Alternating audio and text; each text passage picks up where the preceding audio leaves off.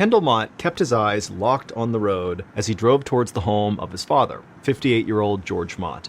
It was 6 p.m. on March 26, 1986, and the sun was hanging low in the sky over Crown Point, which is a small country town in upstate New York. A few hours earlier, 32-year-old Kendall had received a phone call from his sister Kimberly.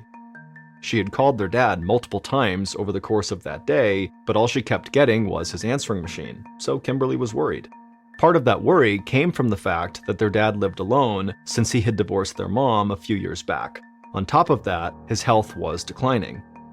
George was an ex-smoker, and now he had some serious issues with his lungs. He used an oxygen mask, and he'd just recovered from a bout of pneumonia that had sent him to the hospital for a few days.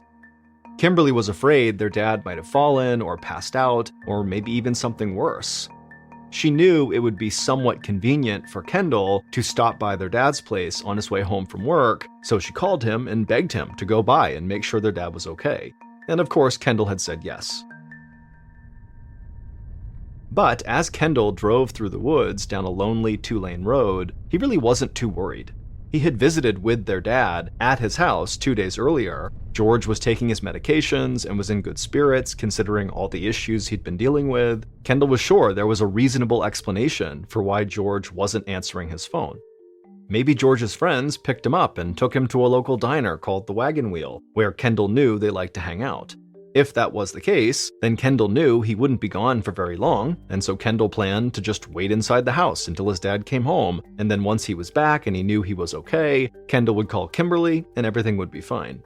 And regardless of if there was a problem or not with his dad, Kendall was happy to pop by because he was close with his dad. His dad used to be a firefighter, and he was very devoted to his profession. He spent long hours at the station away from the family, but since his retirement a few years ago, he was much more present in the lives of Kendall, Kimberly, and their children. And that really made Kendall happy. A few minutes later, Kendall pulled off the main road and began making his way down a long driveway that wound between tall maple trees. George lived in a tiny one-bedroom house in a sparsely populated area about 4 miles west of town. It was very peaceful and quiet and green out there. The nearest neighbor lived about a half-mile away. At the end of the driveway, Kendall parked his car a few feet away from his dad's house. He hopped out and then walked up to the front door. But as he got closer, he noticed that the windows near the front door looked a little bit different. They had a dark tint to them, kind of like the windows on a limousine. Kendall thought that was very strange, and he figured he would investigate once he got inside. And so Kendall got up to the front door and he knocked, but his dad didn't come to the door. And so Kendall reached down and tried the doorknob, and right away he felt two things. One, he felt the doorknob was already unlocked, and two, most importantly, he noticed the doorknob was hot to the touch. And immediately, a bolt of fear shot through Kendall, because a hot doorknob could mean there was a fire raging inside the house. And so Kendall immediately whipped open the door and looked inside, but there was no fire. In fact, the house was totally quiet and nearly pitch black. Kendall instinctively reached over and flipped the light switch, but the lights didn't turn on in the house. Even worse, there was this thick, dark haze hanging in the air that was impossible to see through. It smelled a little like smoke, but it also had this strange, sweet odor to it that made it much more unsettling. Everything Kendall was experiencing just felt totally dangerous. Whatever was going on here, Kendall knew it had to be bad, especially given the fact that his dad had lung issues. Breathing in whatever was in the air could not be good for him. So Kendall stepped into the front living room and yelled out for his dad, but there was no reply. Kendall felt his way through the furniture in the living room towards the back of the house to the bedroom where his dad slept, but when he got there, again, he just couldn't see anything. Kendall was really starting to panic now. He was desperate to get his hands on a flashlight, but he didn't have one, and he didn't have one in his car, and so Kendall turned, sprinted outside, got into his car, and sped over to the house next door to see if the neighbor had a flashlight. Luckily, the neighbor was home, and they did have a flashlight, and so after explaining what was going on, the two of them raced back over to George's house with this flashlight. But when Kendall arrived back at his dad's front door, he stopped. He was holding out hope that his dad was not home, and that he was safe, and that whatever was going on inside of his house had nothing to do with his dad. But Kendall also realized that now that they had this flashlight, when the neighbor went in there and shined it around, he might reveal something totally horrible to Kendall. And suddenly Kendall, standing there right in front of the door, he just felt like he couldn't handle that. He couldn't go in and see whatever happened to his dad. So Kendall stayed outside as the neighbor clicked on his flashlight, pulled the collar of his t-shirt up over his nose and mouth, and stepped into the house. The next few minutes were agonizing for Kendall as he waited to hear what was hidden beneath the black haze inside his father's home. Finally, the neighbor emerged from the house, and from the grim expression on the man's face, Kendall could tell something horrible had happened.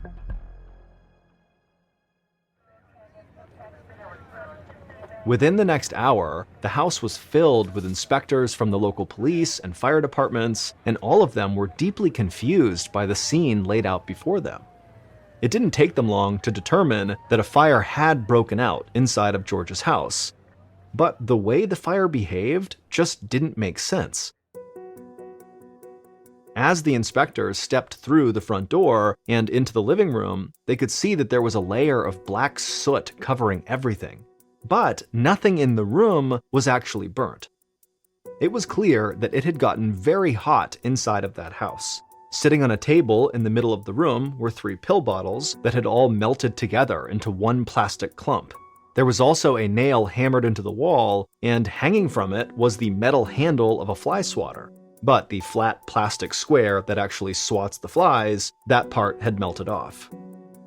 Inspectors found other plastic objects in the living room that were warped or liquefied, but there was plenty of other stuff inside the house that should have melted, but for some reason didn't. There was a plastic model of an old sailing vessel that sat on the coffee table not far from the fly swatter and pill bottles, but it looked as good as new.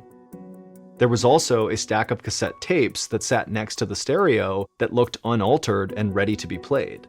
The right side of the living room opened out into a small kitchen.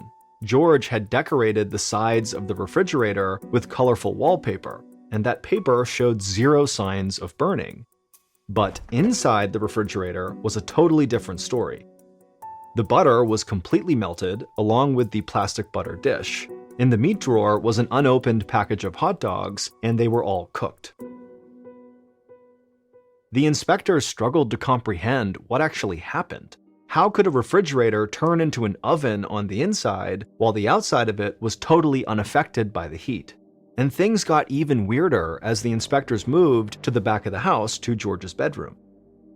As they stepped inside, inspectors could see the TV on George's wooden dresser was caved in on the top, where the plastic shell had melted down into itself. But the dresser it was sitting on was good as new, aside from the layer of soot that covered it. In the corner of the bedroom was George's oxygen machine. Not only was it undamaged by the heat, it was still running when the inspectors arrived.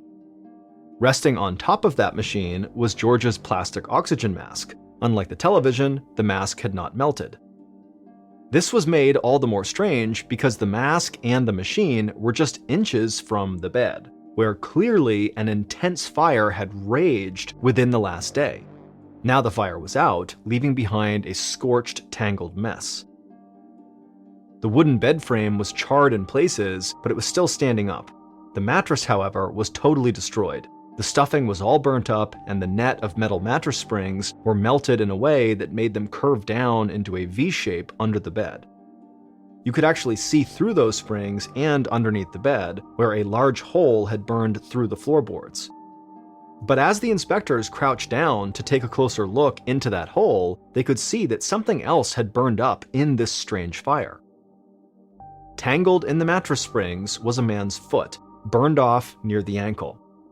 Near the headboard was a charred fragment of a human skull. Beyond that, they found tiny piles of fine black ash in the wreckage of the bed, as well as in the crawl space beneath the floorboards. Those ashes, along with the foot and the skull fragment, were all that remained of Kendall's father, George Mott. Before he died, George was a pretty big, sturdy guy, weighing in over 180 pounds. What was left of him now weighed about 3 pounds, easily fitting inside a shoebox. The confusion amongst the inspectors only continued to grow after finding George. George wasn't just burned, he essentially had been cremated. Cremation is the process where a dead body is burned to ashes, and it requires an immensely hot fire that burns inside of a special oven. Yet somehow, here George was, reduced to ash by this bizarre fire that only affected small portions of the house. It just didn't add up. If the temperature in the bedroom was hot enough to cremate George, how on earth was the house even still standing? But there was yet another mystery hanging over the scene. How did a fire as powerful as this one get ignited in the first place? The inspectors checked the electrical outlets, they checked the gas lines that ran in the crawl space under George's bedroom, they completely dismantled the gas furnace that straddled the bedroom and the living room, and they could not find a single shred of physical evidence that might explain how George caught on fire. A few days later, the New York State police inspectors finally just gave up. They couldn't see any signs that foul play had occurred, so they filed a final report that simply stated that George's death was, quote, accidental. Then they closed the book on the case. But there was one inspector with the Essex County Fire Department who wasn't ready to give up so fast. That man's name was Tony Moret. Tony was 37 years old and had worked in the fire department since he was 16. He had known George Mott personally, they'd worked side by side as firemen, and Tony really liked George. So he was determined to find out what really happened to his friend. On top of all the weird anomalies they found at the scene of the fire, Tony was puzzled by one more thing. He knew George was obsessed with fire safety. Tony just couldn't believe that George would be careless enough to accidentally set himself on fire. But after hundreds of hours exploring every possibility for what could have happened to George, he was getting really frustrated. Tony knew a lot about the science of fire, but none of those scientific rules seemed to apply to what he was observing inside of George's house. Finally, one of Tony's colleagues gave him a tip about an organization down in Harrisburg, Pennsylvania that might be able to help. They were called Parascience International, and they specialized in the study of strange phenomena that couldn't be explained by traditional science. Tony was hesitant at first. When he thought of the paranormal, he thought of things like Bigfoot and UFOs and the Loch Ness Monster. To him, any organization that believed in those sorts of things was an organization he couldn't really take seriously. But he was desperate to find out what happened to George, and his own investigation had reached a dead end, and so he didn't really have anything to lose by considering a different perspective, even if it was totally unorthodox. So, in April of 1986, a few weeks after George's ashes were discovered, Tony took a deep breath, then picked up the phone and made the call to Parascience International. There's a guy named Mark Lundy, and he lives in New Zealand. He's married to his wife, Christine, and they have a 7-year-old daughter, Amber. Mark happens to be a traveling salesman, and on the morning of August 29th of 2000, he takes off on a business trip. Mark's not doing too well financially. Mark has upped his life insurance policy on his family, and Mark is spending the night with a sex worker.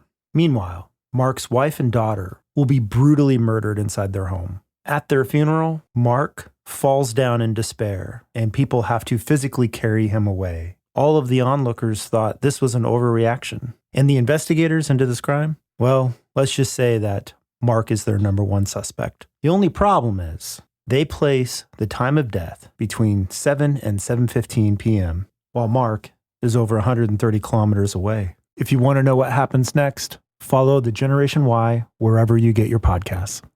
I'm Alice Levine. And I'm Matt Ford, and we're the hosts of British Scandal. Yes, indeed. In this series, a Derbyshire couple are bored of their curtain-twitching, lawn-mowing suburban life. So they sell their house, build a yacht, and sail off around the world. Which sort of sounds idyllic until a sperm whale sinks their boat and they begin to starve. Oh yes, and they didn't bring a radio because real sailors don't use radios. Right? This is the story of Marilyn and Maurice Bailey. And the 117 days they spent lost at sea. Follow British Scandal wherever you get your podcasts or listen early and ad-free on Audible.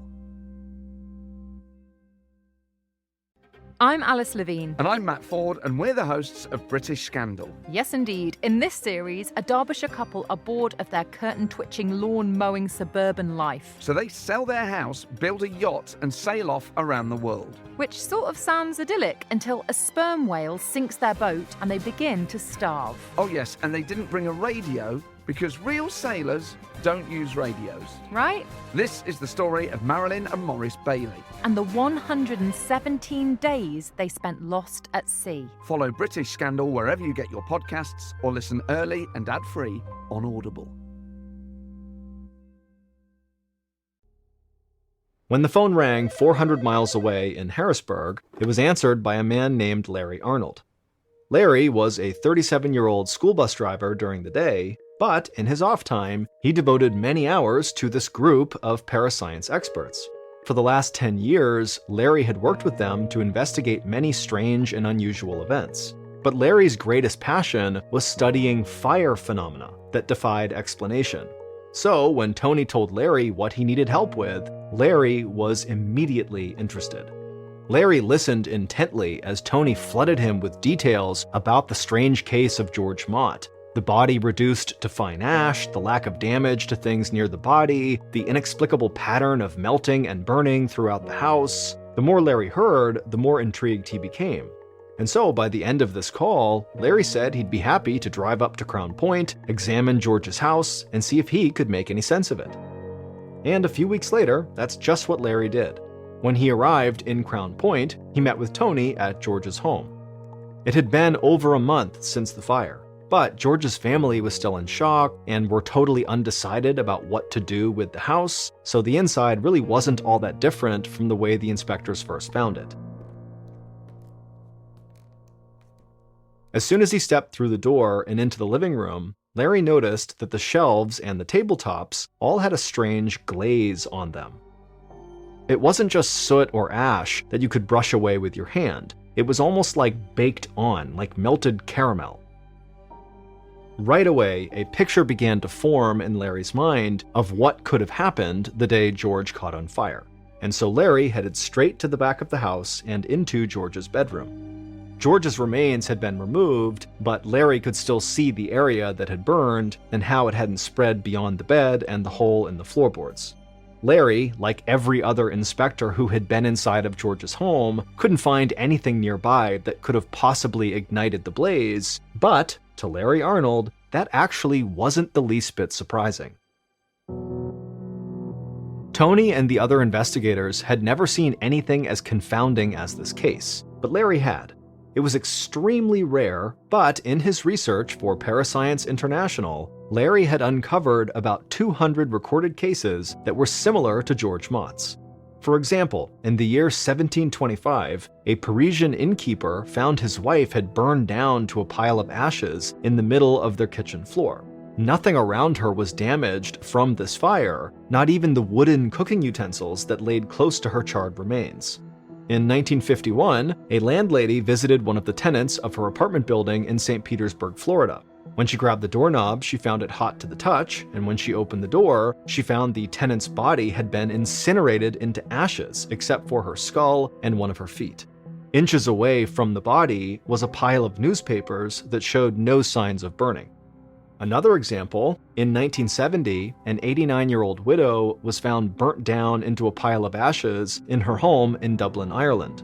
The only recognizable remains were her 2 feet, which were burnt off near the ankles. She had a vase with plastic flowers sitting on a table in the center of the room. The flowers had melted into a puddle, but everything else in the room appeared to be more or less untouched. In nearly all of these similar cases, Larry noted the same common threads. There was often a strange, sweet smell reported, and a weird, ashy glaze that seemed to coat everything. There was very little damage to the space surrounding the burned remains, and there was no clear indication of what could have possibly ignited the blaze in the first place. For hundreds of years, scientists and scholars had been developing theories behind how these strange fire events could happen, and the only feasible explanation they could come up with was that these intense fires were actually ignited from inside the bodies of the victims. Back in the 1800s, many believed this was God's judgment delivered to those who led an immoral life. Some thought it could be a byproduct of alcoholism, with the excess alcohol increasing the body's flammability. As the decades passed, many other theories have also been put forward to explain how a human body that is 60% water could spontaneously ignite. Larry Arnold had his own theories. He knew the human body was full of electrical activity that pulsed through the brain, the nervous system, and through every heartbeat, so what if the electricity somehow got amplified? Could the body start an explosive electrical fire that burnt itself out from the inside? Could it burn fast enough and hot enough that it incinerated the victim without burning anything nearby? Whatever the cause, this strange and rare event eventually became so widely known that it got its own name: spontaneous human combustion.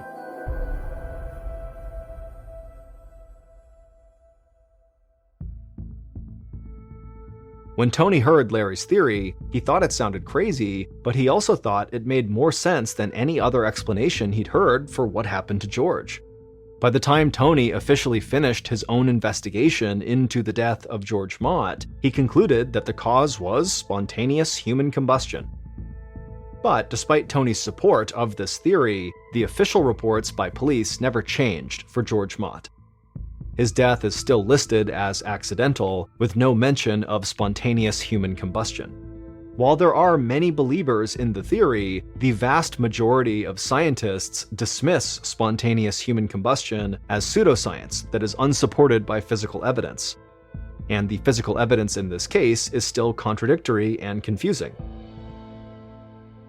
But despite not fully understanding what happened, for instance, why the outside of George's refrigerator was untouched while the hot dogs inside were cooked through, Larry felt confident in his conclusion that George Mott was indeed a victim of spontaneous human combustion. In July of 1846, 28-year-old Dr. Ignaz Semmelweis reported to the Vienna General Hospital in Austria for his first day of work. Vienna General had been established over 60 years earlier, in the 1700s.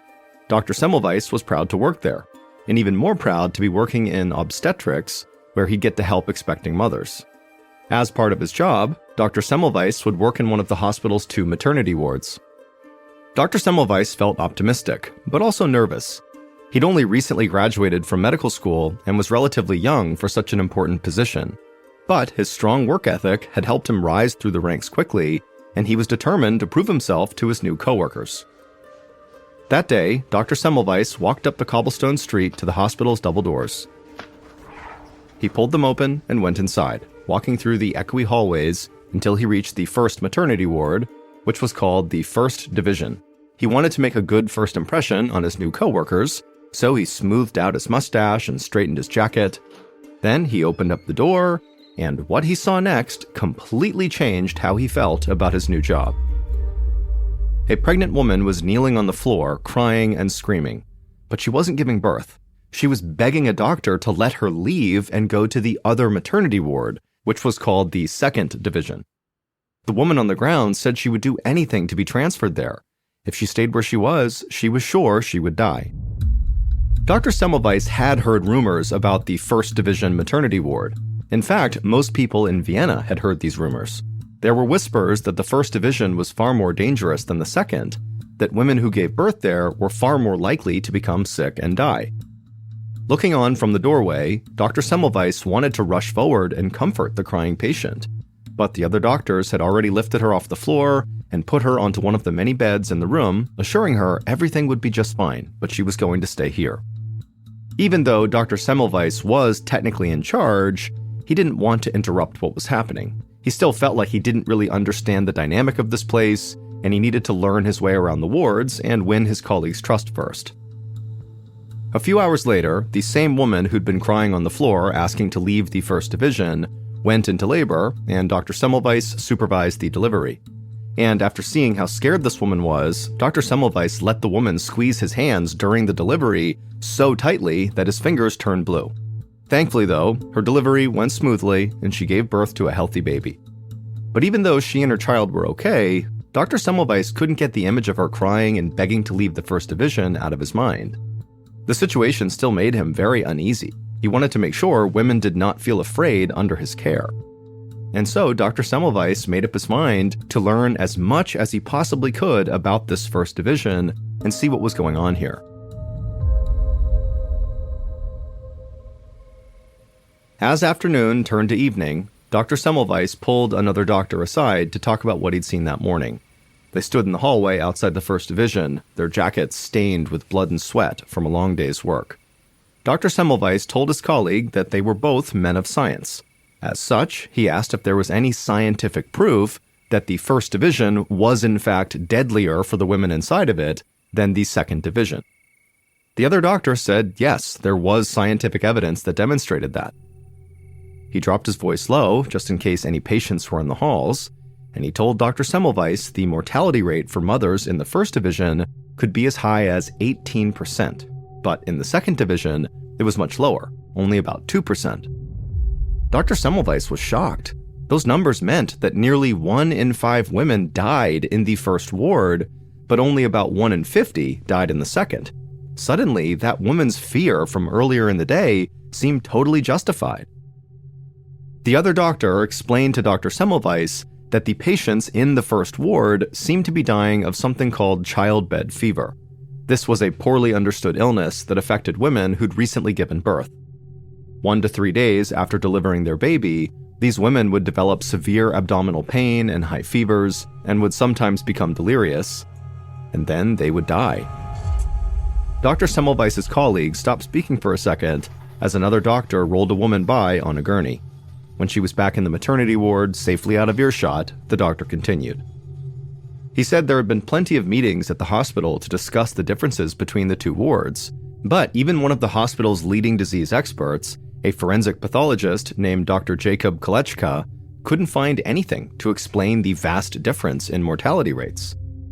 Dr. Semmelweis scratched his chin and glanced down at his blood-stained jacket.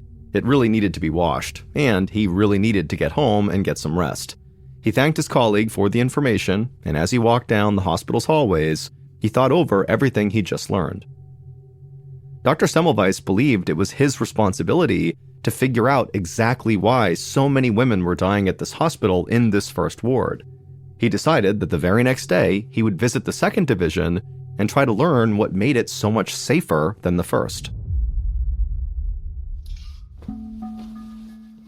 The following morning, Dr. Semmelweis grabbed a new, crisp white coat from his office and put it on. He walked down the echoey hallways toward the maternity wards, then opened the door to the second division. It looked nearly identical to the first division. Dr. Semmelweis took note of the same pale walls, the same beds lined up in rows, the same ventilation systems bringing fresh air into the room. However, the patients in the second division seemed much happier and more at ease. Dr. Semmelweis walked past their beds to the back of the room where all of the equipment used during deliveries was stored, and he began pulling open a few drawers. Inside of them, he saw stacks of metal forceps and scalpels. They were the exact same tools used in the first division. Dr. Semmelweis turned away from the storage area and back to the main section of the room, where he watched staff members bustle from one patient to the next. And that's when he noticed something interesting. There was one major difference that Dr. Semmelweis could see between the staff of the two maternity wards, and he thought it might be the key to solving this mystery. Several months later, the doctors and medical students who worked in the first division gathered in one of the hospital classrooms where medical lectures were normally held. It was a small space with wooden tables lined up in front of a chalkboard. Dr. Semmelweis stood at the front of the room, deep in thought, one hand nervously twirling the end of his mustache. Over the past few months, he'd gone back and forth between each ward, taking note of how the different staff members worked. Eventually, he believed that he'd gathered enough evidence to prove his theory, and so he'd called this meeting with everyone who worked in the first division to let them know what he'd discovered. Once everyone was in their seats, Dr. Semmelweis announced that he'd been keeping a careful eye on the first and second divisions, looking for something that could explain the huge difference in mortality rates. He said the two wards were similar in almost every way except for one. The first division, so the more deadly division, was staffed entirely by male doctors and medical students. The second division, the safer one, was staffed by female midwives. In the mid-1800s, when this story took place, midwives would have gone through an apprenticeship program, not a formal medical education.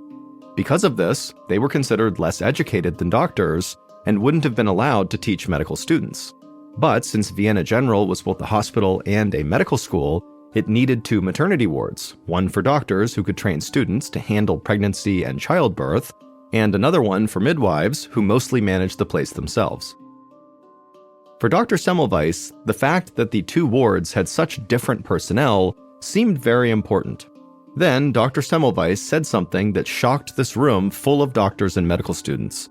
He wondered aloud if maybe the midwives actually knew how to deliver babies better than the doctors. The doctors scoffed, and the medical students shifted in their seats, uncomfortable with the idea that midwives might be more knowledgeable than they were. Dr. Semmelweis was uncomfortable too. It wasn't easy for him to consider that after years of medical training, he might not be as much of an expert as he thought. But Dr. Semmelweis didn't want to let his ego get in his way, so he pressed on. He told the men he'd noticed that women gave birth on their backs in the first division. That was a standard procedure for doctors, supposedly because it gave them a better view and more control over the birthing process.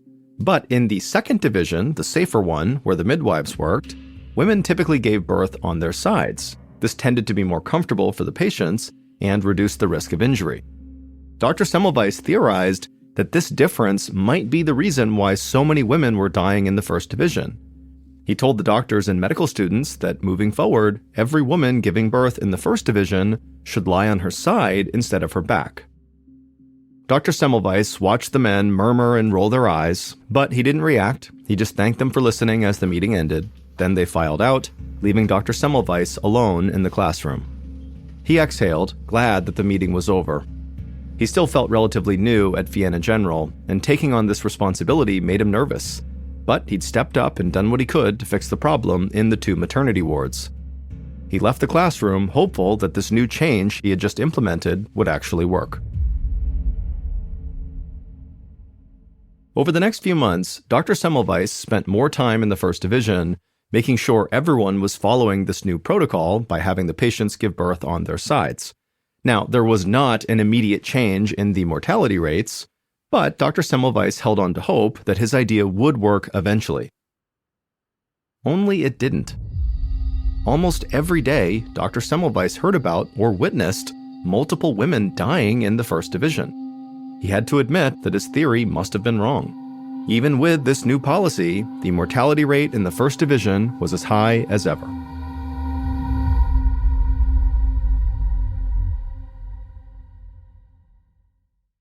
I'm Alice Levine. And I'm Matt Ford, and we're the hosts of British Scandal. Yes, indeed. In this series, a Derbyshire couple are bored of their curtain-twitching, lawn-mowing suburban life. So they sell their house, build a yacht, and sail off around the world. Which sort of sounds idyllic until a sperm whale sinks their boat and they begin to starve. Oh yes, and they didn't bring a radio because real sailors don't use radios. Right? This is the story of Marilyn and Maurice Bailey. And the 117 days they spent lost at sea. Follow British Scandal wherever you get your podcasts or listen early and ad-free on Audible.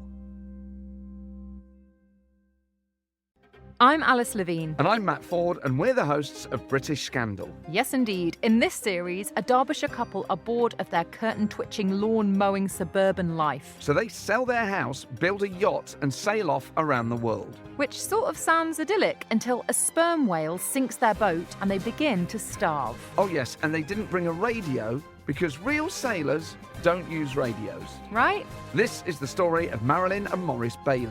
And the 117 days they spent lost at sea. Follow British Scandal wherever you get your podcasts or listen early and ad-free on Audible. There's a guy named Mark Lundy, and he lives in New Zealand. He's married to his wife, Christine, and they have a 7-year-old daughter, Amber. Mark happens to be a traveling salesman. And on the morning of August 29th of 2000, he takes off on a business trip. Mark's not doing too well financially. Mark has upped his life insurance policy on his family, and Mark is spending the night with a sex worker. Meanwhile, Mark's wife and daughter will be brutally murdered inside their home. At their funeral, Mark falls down in despair, and people have to physically carry him away. All of the onlookers thought this was an overreaction. And the investigators into this crime? Well, let's just say that Mark is their number one suspect. The only problem is they place the time of death between 7 and 7:15 p.m., while Mark is over 130 kilometers away. If you want to know what happens next, follow the Generation Y wherever you get your podcasts. In February of 1847, less than a year after Dr. Semmelweis started his job at Vienna General, an average of 2 women died every single day in the 1st Division. Desperate to figure out what was really going on, Dr. Semmelweis spent his mornings in the hospital morgue doing autopsies on women who had died of this childbed fever. He, along with many other doctors and medical students, searched the women's remains for some clue as to what was really killing them. One morning, Dr. Semmelweis stood in the cold morgue, taking shallow breaths and trying to ignore the smell of death. He'd asked the hospital's disease expert, Dr. Jacob Kolechka, to sit in on the autopsy. Dr. Kolechka was tall, broad-shouldered, and clean-shaven, with dark hair that he kept combed to one side. Dr. Semmelweis saw him as a mentor and was glad to have him looking on. Dr. Semmelweis pushed his scalpel into a woman's chest and began dragging it down her body. He peeled back layers of skin, fat, and muscle, and he found the same thing he did in other women who had died of childbed fever, an inflamed abdomen full of swollen sores and pus. Dr. Semmelweis and Dr. Kolechka both agreed that these were clear signs of some kind of infection. And yet, neither of them could determine what exactly the infection was or how it was spreading in the 1st Division. Dr. Semmelweis set his scalpel down and rested on a metal stool. He looked around. He was surrounded by dozens of dead bodies of women he was supposed to care for. He had blood on his hands, literally from the autopsy, and also figuratively, because he clearly had not been able to prevent all these women from dying, and so he felt like he had totally failed them. Dr. Semmelweis stood and wiped his hands on his jacket. He then told Dr. Kolechka that he needed a break from this place, the morgue, the maternity wards, the entire hospital. Maybe a vacation would help him clear his mind, and he could come back and look at the problem with fresh eyes. Dr. Semmelweis took off his bloodied jacket, hung it on a hook on the wall, and then went to tell his supervisors that he was taking a trip to Venice. A few weeks later, in March of 1847, Dr. Semmelweis returned from his vacation. The time away had done him good. He'd been able to rest, to enjoy the museums and food that Italy had to offer. Now that he was back in Austria, Dr. Semmelweis felt reinvigorated. He showed up at the Vienna General Hospital for his first day back at work, and as soon as he walked inside, one of his colleagues rushed up to him in the hallway. The doctor looked pale and sad. He told Dr. Semmelweis that there had been a terrible accident while he was gone. His mentor, Dr. Jacob Kolechka, had died. Dr. Semmelweis was shocked. Dr. Kolechka had been young. He asked his colleague what happened. The other doctor sounded unsure as he explained it. Dr. Kolechka had been doing an autopsy on one of the women who died in the 1st Division. It was all routine. Some medical students were even in the room helping with the examination. Then one of the students accidentally cut Dr. Kolechka's finger with their scalpel, and the wound became infected, and a few days later, Dr. Kolechka was dead. Dr. Semmelweis swallowed the knot that was growing in his throat, and he shook his head in disbelief. The story was as heartbreaking as it was frightening. Dr. Semmelweis did autopsies all the time. He never imagined that getting a tiny cut during one of those autopsies could kill him. But while Dr. Semmelweis was obviously reeling from this terrible news, his mentor's death also made him curious. He asked his colleague if an autopsy had been done on Dr. Kolechka's remains. His colleague said yes, and said that he would go down to the lead pathologist's office and grab the records if Dr. Semmelweis wanted him to. Dr. Semmelweis just shook his head and said he would head there himself right now. Just a few minutes later, Dr. Semmelweis sat in his dimly lit office, poring over his mentor's autopsy report. What he found in those pages astonished him. The physician who had performed Dr. Kolechka's autopsy wrote a detailed account of what he had found inside the dead man's body. Dr. Kolechka's abdomen was inflamed and filled with swollen sores and pus. It sounded exactly like what happened to the women in the 1st Division who died of childbed fever. This was odd because the medical consensus at the time was that only women who had recently given birth could contract childbed fever. But Dr. Kolechka's autopsy report seemed to prove that idea wrong. Dr. Semmelweis thought it all over. His mentor had been doing an autopsy on a woman who died of, apparently, childbed fever, and Dr. Kolechka got a cut on his finger, which then became infected and led to his death. To Dr. Semmelweis, only one possibility made sense. Dr. Kolechka must have caught childbed fever from the corpse, that somehow it got into that cut. Suddenly, everything clicked for Dr. Semmelweis. The answer to the mystery of the First Division was right there in front of him. It all led back to the morgue. Dr. Semmelweis knew that each morning, doctors and medical students completed autopsies in the morgue. He did it too. And like doctors everywhere in those days, they did their grisly work barehanded. That's why it was so easy for Dr. Kolechka to get cut. Then, after being elbow deep in dead bodies that were often filled with infectious diseases, they would head up to the maternity ward to deliver babies, often without washing their hands first. Looking over his mentor's autopsy report, Dr. Semmelweis theorized that Dr. Kolechka contracted childbed fever from what he called cadaverous particles inside the corpse he was examining. They were probably all over the unwashed hands of doctors and medical students who did autopsies each morning. Then they spread those particles to women in the First Division, directly causing the spread of childbed fever. And Dr. Semmelweis had a clear explanation for why the same thing did not happen in the Second Division that was run by midwives. Midwives do not do autopsies. So there was no way they would ever come in contact with any of these so-called cadaverous particles that could spread this illness. Dr. Semmelweis pushed the autopsy report aside. He jumped up from his desk and sprinted down the hallway to the First Division. His findings could save countless lives. As soon as he got to the first maternity ward, Dr. Semmelweis made an announcement.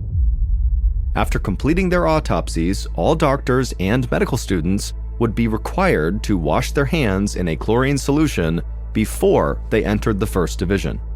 Chlorine was one of the only known chemicals that could completely remove the smell of dead bodies from clothing, medical tools, and people's skin. Because it got rid of the scent, Dr. Semmelweis figured it would also remove the cadaverous particles that were spreading this deadly illness. And the results of this new hand-washing policy were remarkable. In April of 1847, the First Division had a fatality rate of 18.7%. By June, the fatality rate had dropped to only 2.2%, about the same as the Second Division. Dr. Semmelweis had just inadvertently discovered how to use hand washing to stop the spread of infectious disease. These days, we know the cadaverous particles he talked about were actually just germs. But this was years before the scientific community began to accept the idea that disease can be caused and spread by microorganisms like bacteria and viruses. At the time, the idea of hand washing with anything more than just water was totally radical, and Dr. Semmelweis actually faced a serious backlash for his suggested policy. Many doctors at the Vienna hospital undermined him and refused to follow his protocols, because according to them, doctors were gentlemen, and gentlemen's hands were always clean. Dr. Semmelweis fought back and actually ended up losing his job. And unfortunately, after he was fired, the hospital returned to its totally unhygienic way of not requiring doctors and medical students and everybody who's on staff to wash their hands. It would take another 20 years for germ theory to catch on elsewhere, and for hand washing with antibacterial chemicals to become common in medical facilities. By that time, In early July of 2021, 71-year-old Thomas Trizona dragged a large inflatable raft across a sandy beach on the Colorado River. It was just before sunset, and he was sweaty and tired, but happy. It was the last day of a 2-week whitewater rafting trip in the Grand Canyon, and even though he desperately needed a hot shower, Thomas felt invigorated and youthful. Thomas was a retired surgical oncologist, which means he was a doctor who operated on people with cancer. He loved being a doctor and had always been a total workaholic. But after retiring earlier this year, he finally had time for himself. and one of the first things he had done was take this adventurous vacation with his wife Amy. Whitewater rafting had been as thrilling as he had hoped it would be. They'd floated past Native American ruins and through canyons with cliff walls stretching nearly a mile over their heads. They had seen eagles, condors, and bighorn sheep. Now, on the last night of the trip, Thomas and Amy secured the raft and joined the rest of their tour group around the campfire. Thomas's stomach growled as he watched their guide grill another delicious meal for them. Thomas looked forward to dinner and then one more night of stories around the fire. Tomorrow, it would be time to return home to Springfield, Oregon. But for now, Thomas just gazed up at the setting sun, knowing he'd cherish these memories forever. On July 16th, so a few days after returning home to Oregon, Thomas sat at his dining room table feeling bloated and nauseous. His wife, Amy, had prepared a beautiful dinner, but Thomas only pushed the food around on his plate. He told Amy that his upper abdomen really hurt. He'd started to feel sick shortly after getting home from their rafting trip, and he was now starting to lose weight. And this morning, it seemed like the pain had gotten even worse. It was now coming on in these big waves. Amy suggested that maybe he ate or drank something weird on their trip. Maybe he contracted a parasite. Thomas said he only drank the filtered water, and he didn't have diarrhea, which was a common symptom of parasite infections. And anyways, if he had picked up something on the trip, then Amy would probably have it too. But when he looked at Amy and asked her how she was feeling, she just kind of shook her head and said she didn't feel sick at all. Thomas knew that his wife was probably right, and his pains were no big deal. But as a retired doctor, Thomas couldn't resist diagnosing himself. Just in case it did turn out to be something serious that required him to see his physician, Thomas began keeping a detailed journal to record all of his symptoms. He thought that this journal would help him understand what was causing his pain. Thomas had seen some heart-wrenching cases in his long career as a cancer surgeon, and as he tracked his symptoms over the next few days, he started to get nervous. He wanted to stay open-minded about what was causing his symptoms, but he couldn't help gravitating toward the dreaded disease he knew so well: cancer. Thomas reminded Amy that his mother had died of pancreatic cancer when she was only 74. In his experience, a previously healthy 71-year-old man with persistent abdominal pain and unexplained weight loss could only mean one thing. Until he was proven wrong, Thomas was certain he had cancer too. Thomas picked up his cell phone and called his close friend, Jonathan Gonen. Dr. Gonen was a gastroenterologist, a doctor who specialized in the stomach and intestinal tract. Thomas told his friend that he wanted a CT scan to figure out if he had a tumor in his abdomen. But unfortunately, the earliest appointment Dr. Gonen could get for Thomas was a few weeks away in August. Thomas hung up the phone feeling disappointed. There was nothing he could do except wait. A week later, Thomas stood in front of the bathroom mirror squeezing toothpaste onto his brush. And then he looked up and felt totally alarmed by his reflection. He was pale and gaunt. His weight was now down about 15 pounds since he'd returned from that rafting trip. And now he could barely stand from the fatigue he felt, let alone brush his teeth. Just then, a bout of nausea swept over Thomas, and he rushed to the toilet. He dropped to his knees preparing to vomit, but nothing came out. All of a sudden, he felt these severe spasms in his stomach as he fell over sideways onto the floor. The tiles were freezing cold against his cheek as he lay there shivering in just his boxers. Then he called out to his wife and said he needed to go to the emergency room right now.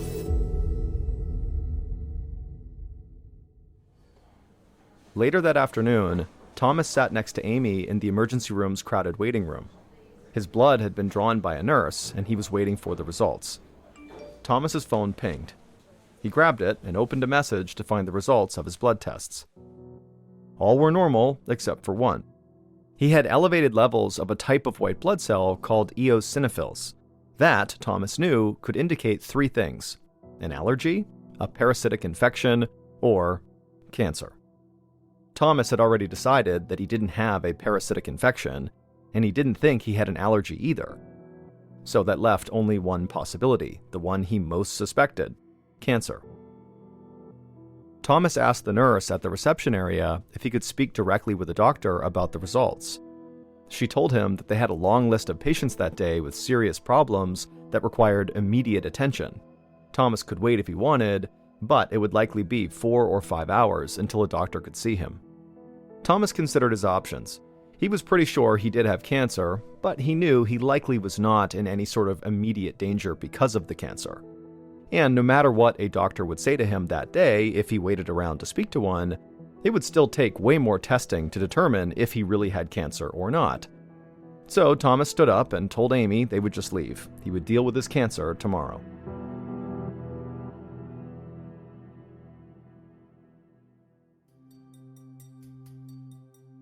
The next day, Thomas sat across the desk from his primary care physician.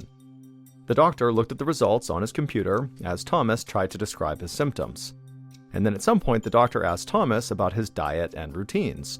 And then after hearing what Thomas had to say, the doctor glanced up from the screen and told Thomas that, you know what, this is probably a dietary issue. And then he suggested Thomas try a grain-free diet. Thomas was stunned. He wanted to be screened for cancer. And now his primary physician was telling Thomas, a cancer specialist, to just try a grain-free diet? It seemed kind of asinine.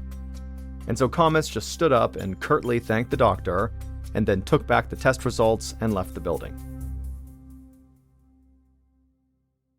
4 days later, Thomas was sitting at his dining room table with his laptop open in front of him when he got the best news he had received in a very long time. The results of the CT scan he'd finally been allowed to take had just come back. And the results were normal. He did not have cancer. Thomas felt an enormous wave of relief, but now he was more puzzled than ever. The pain in his abdomen had not gone away. He had barely eaten in the past 4 days, and he had now lost 22 pounds since he had returned from that rafting trip. And so Thomas was back to trying to figure out what was going on with him himself. And so while sitting at the dining room table, he began scanning through his journal with all of his symptoms he had recorded, while also going on his computer and looking up possible obscure disorders that might fit his symptoms. And as he clicked through these medical sites, he turned his attention to a chronic digestive disease in which white blood cells build up inside of the intestines, causing pain and bowel obstruction. Thomas knew that the condition, called eosinophilic gastroenteritis, was rare, but he was running out of ideas. He was growing desperate to know what was going on with him. He was in agony, both physically and mentally. And even though he was a doctor, he was completely stumped, and this made him feel so helpless. So eventually, Thomas just picked up his phone and called his friend, Dr. Gonen, to see if maybe he could help him again. A week later, Dr. Gonen paced inside of his office. He had just arranged to have Thomas have a tiny camera inserted down into his throat to look around inside of him to see if maybe he had a bowel obstruction. But like all of the other tests Thomas had undergone, this one too came back with normal results. Dr. Gonen was bewildered by his friend's case. He decided to order one more test to get a better look at Thomas's small intestine. The images on this specialized MRI would be much sharper than the CT scan, which would allow doctors to see very small problem spots. Dr. Gonen hoped the added clarity and details of the imaging would finally reveal what was wrong with his friend. The day after the MRI, Thomas went to the radiologist's office to discuss the results. Looking over the images, Thomas was surprised to see a tiny abnormality in his upper left abdomen. This abnormality was about 1 inch long and very, very thin. The radiologist told Thomas that the shiny spot looked more fuzzy on the earlier CT scan, and he thought it was just a buildup of plaque on Thomas's artery wall, which is a common sign of aging. But with the specialized MRI, it made it clear to the radiologist that he'd been wrong. Something strange was going on inside of Thomas's stomach. Then the radiologist had an idea. He was curious to see if this weird spot was stationary or moving around inside of Thomas, and so he offered to do another CT scan right then to find out. Thomas agreed, and they performed the scan immediately. And sure enough, it showed that the weird spot had moved in just a few weeks between one CT scan and the next. But before the two men could decide what to do about this weird moving skinny spot inside of Thomas's stomach, the radiologist noticed something else that required immediate attention. It might explain Thomas's chronic pain too. Thomas leaned in and saw on the image that there was another small spot. The doctor told Thomas that it was a gallstone, a hard mass that was growing in his gallbladder. Thomas and the radiologist stared at each other. Gallstones can cause severe pain and cause serious problems if left untreated. And so Thomas's inflamed gallbladder needed to be removed immediately. On September 13th, Thomas underwent surgery to remove his gallbladder. In the last moments before the anesthesia knocked him out, Thomas prayed that he was about to be rid of the terrible stomach pains he had endured for 2 months. A few hours after the operation was over, Thomas lay in a hospital bed resting with Amy by his side. His surgeon entered the room, walked to Thomas's bedside, and stood there grinning. The surgeon said that he had successfully removed the gallstone and the inflamed gallbladder, but that was actually not what was making Thomas sick after all. The surgeon explained that while he had Thomas's abdomen open, he decided to investigate that tiny, thin spot, the trouble spot, from the MRI scans.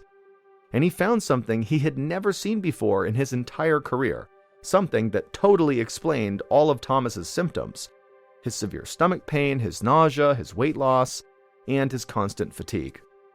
The surgeon pulled a small vial from his pocket and held it up for Thomas to see. It contained a small object about the size and shape of a needle.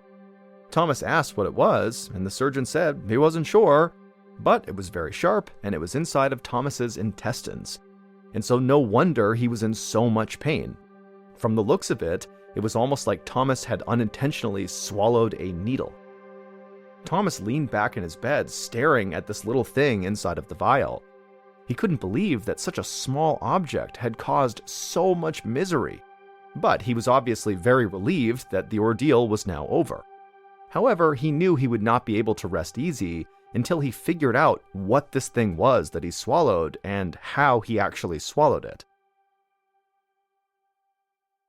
A few days later, Thomas took the object in the vial to a lab for analysis. The analyst found that it was a thin metal wire just under 1 inch long. What's more, they found a carbon pattern on the metal that exactly matched burned barbecue sauce. Thomas thought back to that last night on the Colorado River during the rafting trip and the delicious meal his guide had grilled for the whole group around the fire. That was the last grilled meat he had eaten before he started getting sick. Now everything was clear. The black metal object found in Thomas's intestine was likely a metal bristle from the brush his guide had used to clean the grates of the grill on that magical final evening of their trip. Thomas chuckled. Here is our second story called Into the Woods. On a Saturday morning in June of 2009, a 55-year-old woman named Elizabeth and her husband Ron pulled their RV into a campsite in western Vermont. Elizabeth loved camping and took every chance she could to head for the wild, leaving behind her comfortable suburban life in Connecticut. But as she had gotten older, she had begun to enjoy the comfort of an RV. It was much nicer to sleep in a warm bed at night and not have to deal with the hassle of setting up a tent and then sleeping on the ground. The RV lifestyle was just so simple and so easy. Today, all the couple had to do was park their RV at the campsite, then put on some sunscreen, and then head out for their hike. And so, that's what they did. The dense Vermont forest they were in was beautiful, but Elizabeth had to admit that the conditions today were kind of miserable. The whole area was buzzing with these black flies that were swarming all over Elizabeth's legs and neck, and of course, Elizabeth had forgotten any bug spray. By the time she and Ron had got back to camp, every exposed part of her body was covered in bites, and over the next few hours, those bites turned into welts. Usually, whenever they went camping, Elizabeth and Ron really enjoyed lighting a campfire up at night and sitting out under the stars. But that evening, the black flies were so bad that they just stayed in the camper and played cards. Elizabeth and Ron were in good spirits, though. They'd camped in less than ideal conditions before, from freezing cold to pouring rain, and so they weren't about to let a few bug bites ruin their trip. But by the time Elizabeth changed for bed that night, her arms and legs were an unsightly mess. They didn't hurt, but all the red, swollen welts looked terrible. So she took a few ibuprofen to help with the swelling, and then she climbed into bed. The following day, Elizabeth and Ron got up and packed their bags and they headed home. And even though they had not enjoyed the black flies, they had had an overall nice time and felt energized from their weekend in the fresh mountain air. But for the rest of the week that they were home, Elizabeth battled this terrible on-again, off-again headache, and the welts from all those black fly bites were not going away. Elizabeth spent the following weekend at her niece's house in Long Island, New York. She was excited to catch up and spend some quality time with her family. But the whole time she was there, Elizabeth felt groggy, like she needed a strong cup of coffee. And then when she left and began driving back home, her headache came back full force to the point where it was just this constant, horrible throbbing pain against her temples. When she finally got home, she immediately took some ibuprofen to help with her headache, and then she drank as much water as her stomach would allow. She knew that black fly bites were not toxic, but her body seemed to be taking longer than usual to recover from them. That night, Elizabeth went to sleep early, hoping she'd wake up feeling better. But she didn't. She woke up in a cold sweat, and her stomach churned and her head pounded. She knew right away that she had a fever. Her husband, Ron, grabbed a thermometer from the bathroom, and sure enough, when he took her temperature, it was 101 degrees Fahrenheit. At this point, Elizabeth was really starting to worry. She'd been sick now for more than a week, and she really didn't know how much longer this was going to last. And next weekend, she and Ron were hoping to go camping again in Vermont. They were going to meet up with Elizabeth's cousin and her cousin's husband. Elizabeth was really looking forward to the trip, but she was worried that her sickness, whatever it was, would force them to cancel. All week, Elizabeth tried to take care of herself. She stayed in bed, drank a lot of water, and ate well to help her body overcome this sickness. And finally, the morning before they were supposed to leave for Vermont, her fever broke. Throughout the day, she got better, and by that evening, she felt well enough to go camping. She was thrilled.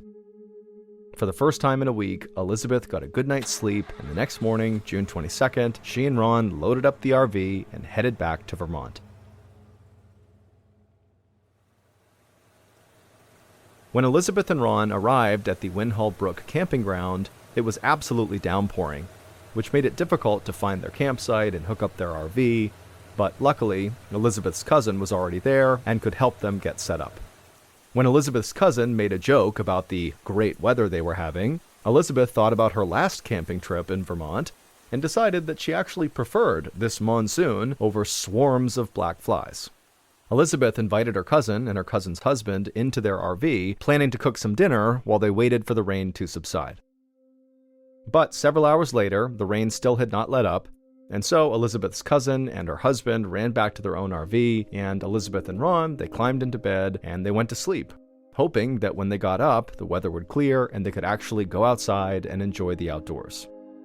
But the next morning, when Elizabeth woke up, the rain was not remotely on her mind. Instead, she had this blinding headache, and she also knew immediately that her fever was back. Her skin was itching and her eyes felt red. Her mouth felt gritty, almost like it was covered in little bumps. Elizabeth was annoyed, knowing she was likely going to be sick all day and could not participate in anything they were going to do. Elizabeth rubbed her eyes and slowly made her way to the bathroom to brush her teeth. She debated whether she should just ask Ron to take her home, or if she could tough it out in the RV so he could at least still enjoy the vacation. Once in the bathroom, Elizabeth spit out the toothpaste into the sink, and she noticed her spit was bright pink. And when she rinsed her mouth, she tasted blood. She opened her mouth and stuck her tongue out, and her eyes widened as she realized the bumps that she had felt inside of her mouth were these black blood blisters all along her tongue and on the inside of her cheek. Elizabeth started to feel panic rising in her chest, and so she hurried out of the bathroom and over to her cousin's RV. Luckily, her cousin's husband was actually a doctor, and so he had Elizabeth stand in their kitchenette while he looked around the inside of her mouth with a flashlight. And after a minute, he turned off the light and just shook his head. He said he had never seen a condition like this before, and he urged her to go to the hospital. Within minutes, the RV was packed up and Ron was sitting behind the wheel. Elizabeth needed to use the bathroom before they headed off, but when she urinated, it burned. Now Elizabeth was truly worried. These were not flu symptoms. Elizabeth made her way to the passenger seat up front, sitting beside Ron. By this time, her headache was back and worse than ever. She popped an ibuprofen as they pulled out of the campground, but nothing took the edge off the pain in her head or the itching that had developed all over her body. It took 2 hours of driving down winding country roads to get to the nearest emergency room in Brattleboro, Vermont. To Elizabeth, every single time they hit a bump in the road, it made her nauseous with pain. By the time they arrived, Elizabeth was in pure agony. Ron parked the RV, then walked around to the passenger door to help Elizabeth get out. When she saw him, she smiled at him, but she could see his eyes were full of fear. It wasn't until she herself looked in the rearview mirror and saw her reflection that she understood why. Her face was so swollen that she almost didn't recognize herself.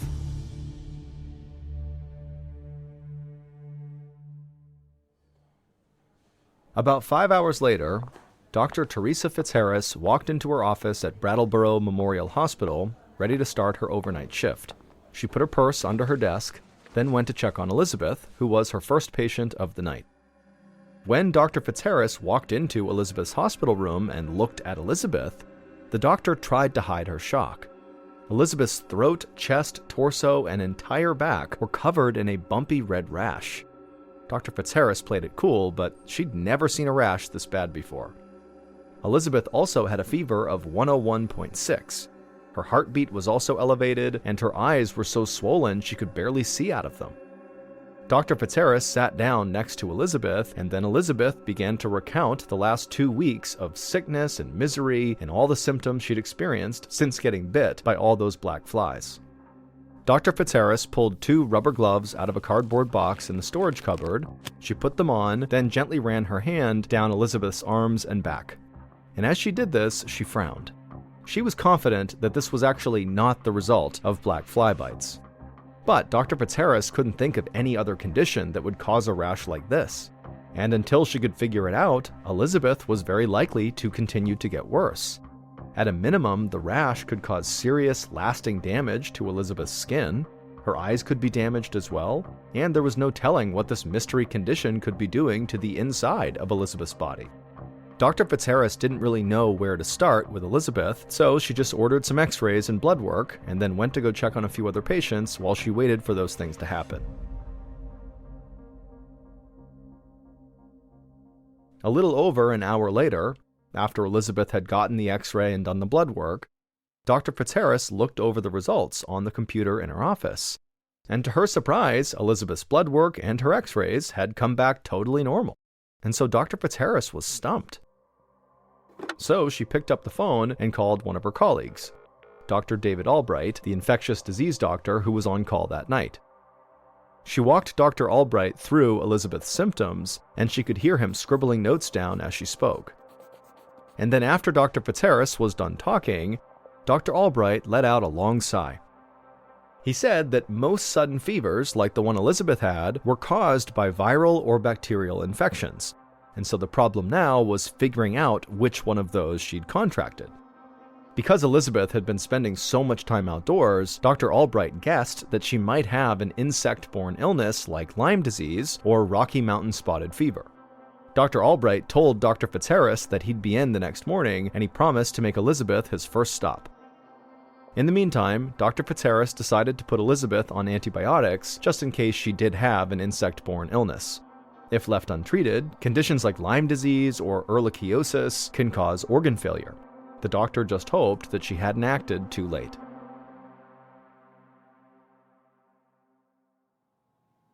Early the following morning, Elizabeth woke up to the sound of a knock at the door of her hospital room. She squinted through her swollen red eyes and saw the blurry outline of a person walking into the room. He then introduced himself as Dr. Albright and asked if the medicine that Dr. Fitzharris had prescribed was helping at all. Elizabeth groaned and shook her head no. She told Dr. Albright that she could barely see and her rash was more painful than ever, to the point where even a tiny shift in bed was extremely painful. He promised he would do everything he could to help her, and then he said he was very sorry, but he needed Elizabeth right now to sit up straight so he could determine how much her rash had spread. And so Elizabeth tried not to scream as Dr. Albright helped her sit up. Even the slightest touch on her skin was agonizing. As Dr. Albright looked over Elizabeth's body, he could see that the rash had spread, and it did not look like the medicine had helped at all. That meant his suspicion that it might be something like Lyme disease was incorrect. But unfortunately, he didn't really have any idea what else could be making her sick. Elizabeth clenched her teeth as Dr. Albright helped her lie back down. She knew the doctors were doing their best, but the fact that basically nothing had worked so far was still extremely frustrating. She could barely open her eyes and her whole body felt like it was on fire.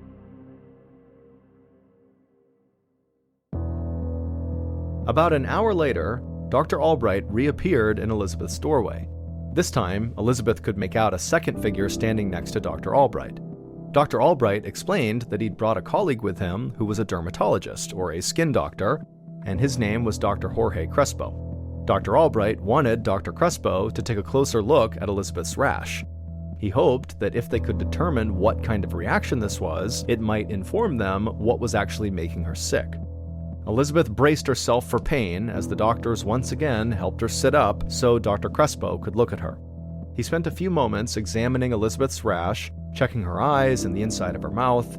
Then Elizabeth saw him nod to Dr. Albright, as if to confirm a suspicion. He told Elizabeth that she had a rare but severe kind of allergic reaction called Stevens-Johnson syndrome. Dr. Crespo explained that she'd ingested something that triggered an incredibly violent response from her immune system. Her body was so desperate to get the allergen out of her system, it attacked the deepest layers of her skin, causing the blistering rash that now covered her whole body. Soon, he believed, the top layer of her skin would start peeling off.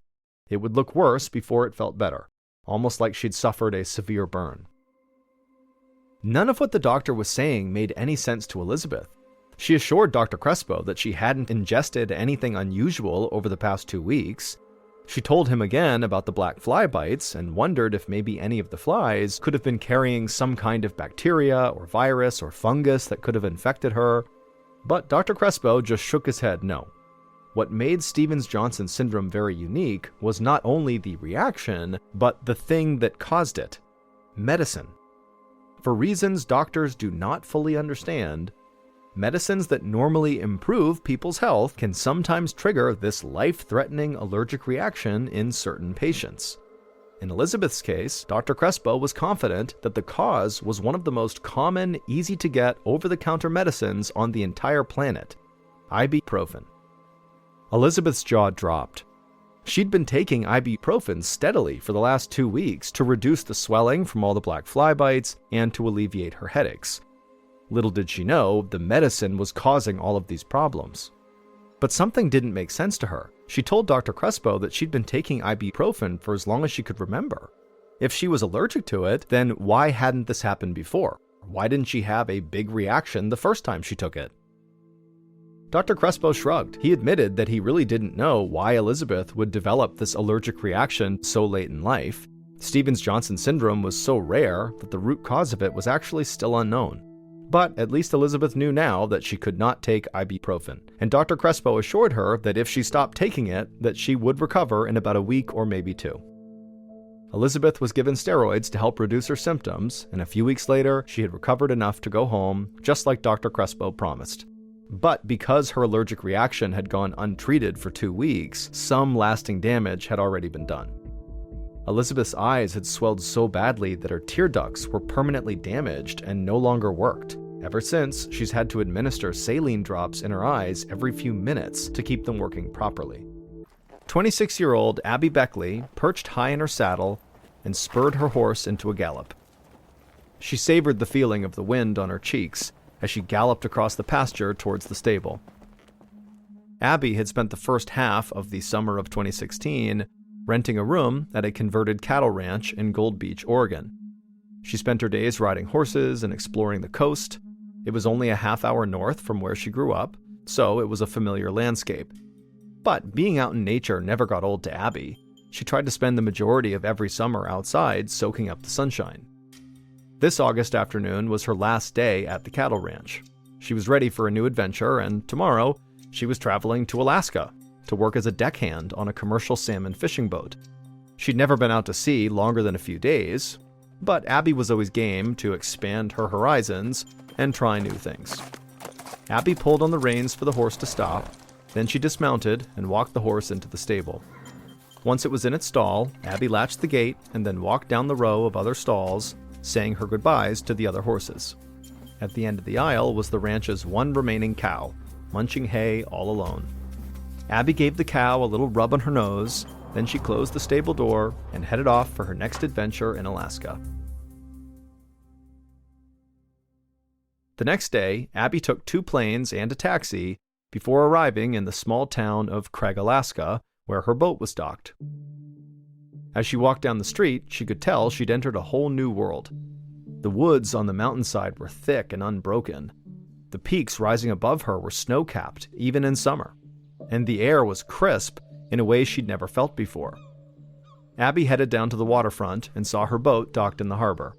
Her first thought was that it looked smaller than it did in the pictures she'd seen. But the crew members who greeted her were warm and welcoming, and one of them led Abby to her bunk and helped her get settled. She was happy to be there and excited for what lay ahead. The next morning, the whole crew had arrived, and once supplies were loaded, the fishing vessel pulled away from shore and headed across the bay towards the open ocean. Right away, it was time for Abby to get to work. She was paired with another young woman named Allison, who was a regular crew member who showed Abby how to work with the other deckhands to cast out the big weighted nets called seines. It was a tricky process. Abby had to help fling the enormous net into the waves with one hand while gripping a rope to drag it back in with the other hand. Also, the net tangled very easily and was surprisingly heavy once it got wet. Abby's first morning was exhausting. Waves kept splashing up on the deck, soaking her and making her shake with cold. Even though it was summer, the wind that whipped across the water had a bite to it. Over the next few days, Abby's mentor, Allison, taught her everything she could about working on a commercial fishing boat. Allison showed Abby how to sort the fish by weight, how to stack them neatly in coolers of ice for sale back on the mainland, how to swab the deck, how to clean the knives and hooks and nets, which were always getting soaked in fish blood and bait. And so Abby came to learn that life at sea was both messy and dangerous. But it was worth it. On Abby's first Friday night on the boat, the crew grilled a festive dinner on the deck and watched the sunset together. At that moment, Abby realized that there was nowhere else in the world she'd rather be. This was awesome. After dinner, Abby helped clean up in the kitchen, and then she flopped down on her bunk. Abby listened to the sound of the waves outside and started to nod off, but she was distracted by an odd itch in her left eye. She wondered if it was a grain of sand or maybe a fragment of barnacle from the nets. So she rolled out of bed, went down the hall to the bathroom, and splashed cold water on her face. Abby tried to blink to kind of clean her left eye. Then she patted her face dry and went back to her bunk. She needed to get some sleep. Tomorrow was going to be another very long day of work. The next morning, Abby's left eye was still bothering her, only now she had a headache too. She went back to the bathroom and looked at her eye again, and now she could see it was red and inflamed. Abby decided she would just ignore it for now and get on with her chores. There were fish to be caught. 5 days later, Abby stood on the deck trying to work through her discomfort. She still wasn't feeling any better. Her headaches had grown from mild to full-blown migraines. And even worse, her left eyelid was now starting to droop, which made it hard for her to open her eye all the way. At breakfast that morning, Abby's mentor, Allison, asked her if she was okay, and Abby said that she was uncomfortable, but what was going on with her was probably just a stubborn case of pink eye. Fortunately, their boat was scheduled to return to the town of Craig that afternoon for a short stay to offload fish, restock supplies, and give the crew some time off. Abby decided that it was time to face the facts here, that whatever was going on with her eye and her headache was likely not going to go away on its own. She needed medical intervention. So once the boat pulled into the harbor, Abby helped tie it to the pier. Most of the crew went into town to buy supplies, do laundry, and enjoy a day on land, but Abby went back onto the boat and down the hall to the bathroom. Her eye was really hurting at this point, and so she wanted to look one more time before she went on land to go find a doctor. Abby went into the bathroom, locked the door behind her, took a deep breath, and then faced herself in the mirror. And when she saw her eye, she could tell it was in really bad shape. She couldn't imagine how she looked to her crewmates. Abby ran her finger along her eyelid to see if maybe she could find some foreign object in her eye that was causing so much irritation. And then a moment later, as she was kind of rubbing her finger around her eye, she actually felt something that was kind of small and thin, and she managed to pull it out of her eye. And when she did, Abby immediately breathed a sigh of relief. Now that she'd found whatever foreign object was in her eye, she thought maybe she would start to feel better. But when she got a good look at this thing she had pulled from her eye, she screamed. Pinched between her fingers, writhing around, was a half-inch long worm. Her first instinct was to throw it in the toilet. Her second was to throw up. Instead, she ran down the hall to Allison's door, barged inside, and showed her this worm she had pulled from her eye. Allison's jaw dropped. She told Abby that she'd worked on a lot of boats over the years and seen some strange things, but nothing like this. Allison asked if Abby had handled any infected-looking fish while cleaning the nets. Maybe this worm was actually some sort of maggot. But just the idea of finding fly larvae in her eye made Abby immediately sick to her stomach. And so she threw this little worm into Allison's trash can, then she sat on her bed and tried not to hyperventilate. Allison flipped open her computer and Googled salmon worms. Abby looked over her shoulder as they scanned the results. They existed, but there was no mention of them in connection with humans. Allison told Abby she really had to go see a doctor. The boat wasn't going back out to sea for 24 hours, so Abby had time.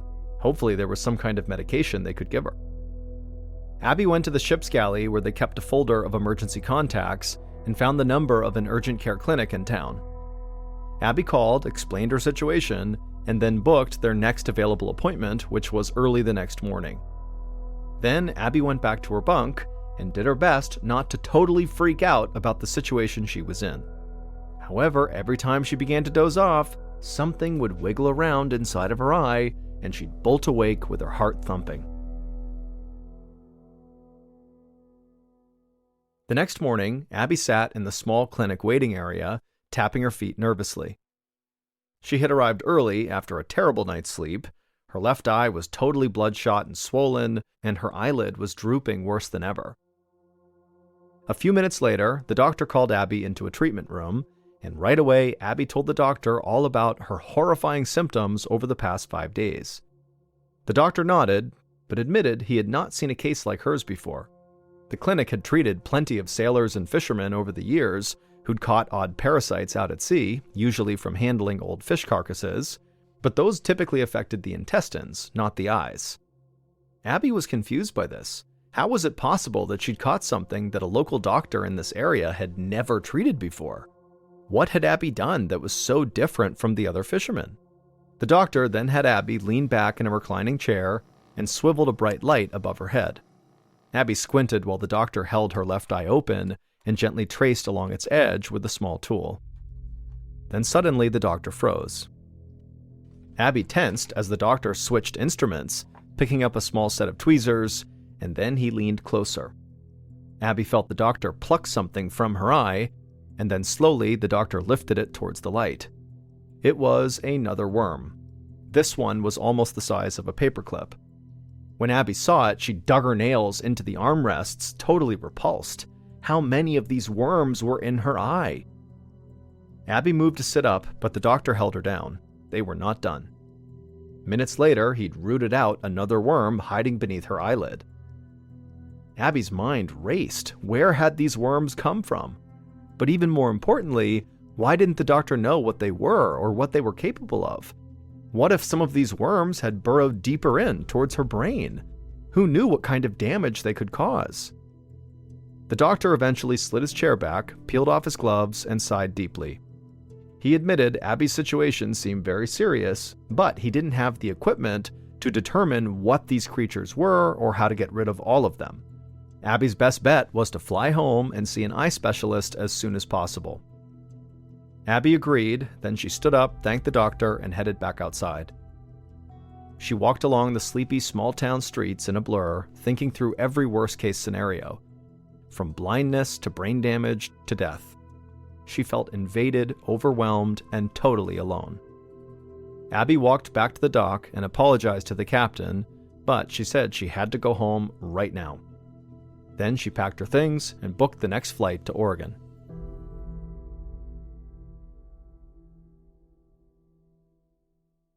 I'm Alice Levine. And I'm Matt Ford, and we're the hosts of British Scandal. Yes, indeed. In this series, a Derbyshire couple are bored of their curtain-twitching, lawn-mowing suburban life. So they sell their house, build a yacht, and sail off around the world. Which sort of sounds idyllic until a sperm whale sinks their boat and they begin to starve. Oh yes, and they didn't bring a radio because real sailors don't use radios. Right? This is the story of Marilyn and Maurice Bailey. And the 117 days they spent lost at sea. Follow British Scandal wherever you get your podcasts or listen early and ad-free on Audible. I'm Alice Levine. And I'm Matt Ford, and we're the hosts of British Scandal. Yes, indeed. In this series, a Derbyshire couple are bored of their curtain-twitching, lawn-mowing suburban life. So they sell their house, build a yacht, and sail off around the world. Which sort of sounds idyllic until a sperm whale sinks their boat and they begin to starve. Oh yes, and they didn't bring a radio because real sailors don't use radios. Right? This is the story of Marilyn and Maurice Bailey. And the 117 days they spent lost at sea. Follow British Scandal wherever you get your podcasts or listen early and ad-free on Audible. There's a guy named Mark Lundy, and he lives in New Zealand. He's married to his wife, Christine, and they have a 7-year-old daughter, Amber. Mark happens to be a traveling salesman.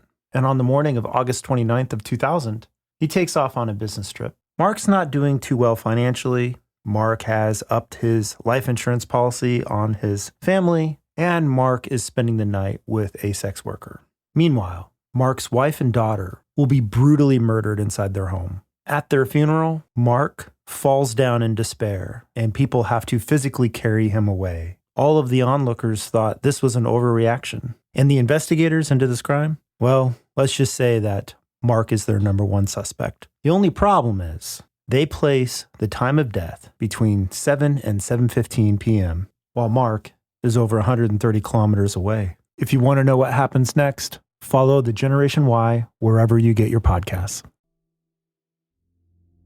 The next afternoon, Abby landed in Portland, Oregon. She walked off the plane and took a taxi straight to the ophthalmology department of Oregon Health and Science University. Her stomach churned with worry, but it felt good to be back in her home state. Abby speed-walked into the huge modern medical complex, signed in, and then asked the nurse to please hurry. She checked her eye with her phone's camera. It was still totally blood red, very puffy, and her upper eyelid was drooping so much, Abby wondered how much longer she'd even be able to open her eye at all. Minutes later, the nurse called her name and took her back to a room where several eye specialists were waiting. Once Abby was in there, she explained each stage of what had happened to her. Her weeks on the boat, the worsening inflammation, all the worms she'd removed. They listened and nodded while one of them jotted notes. When Abby finished, one of the doctors leaned forward and told her that he had some good news. This was likely nothing. He said that patients often come in thinking they have some sort of parasite or weird insect in their eye, but it was usually just mucus. Abby felt her blood rising. The doctor in Alaska did not pull mucus out of her eye. They were definitely worms. He had even sent them to a lab for analysis. The doctors in the room told Abby to lie back on an operating table. One of them pulled up a chair, clicked on a pen light, and shone it into her left eyeball.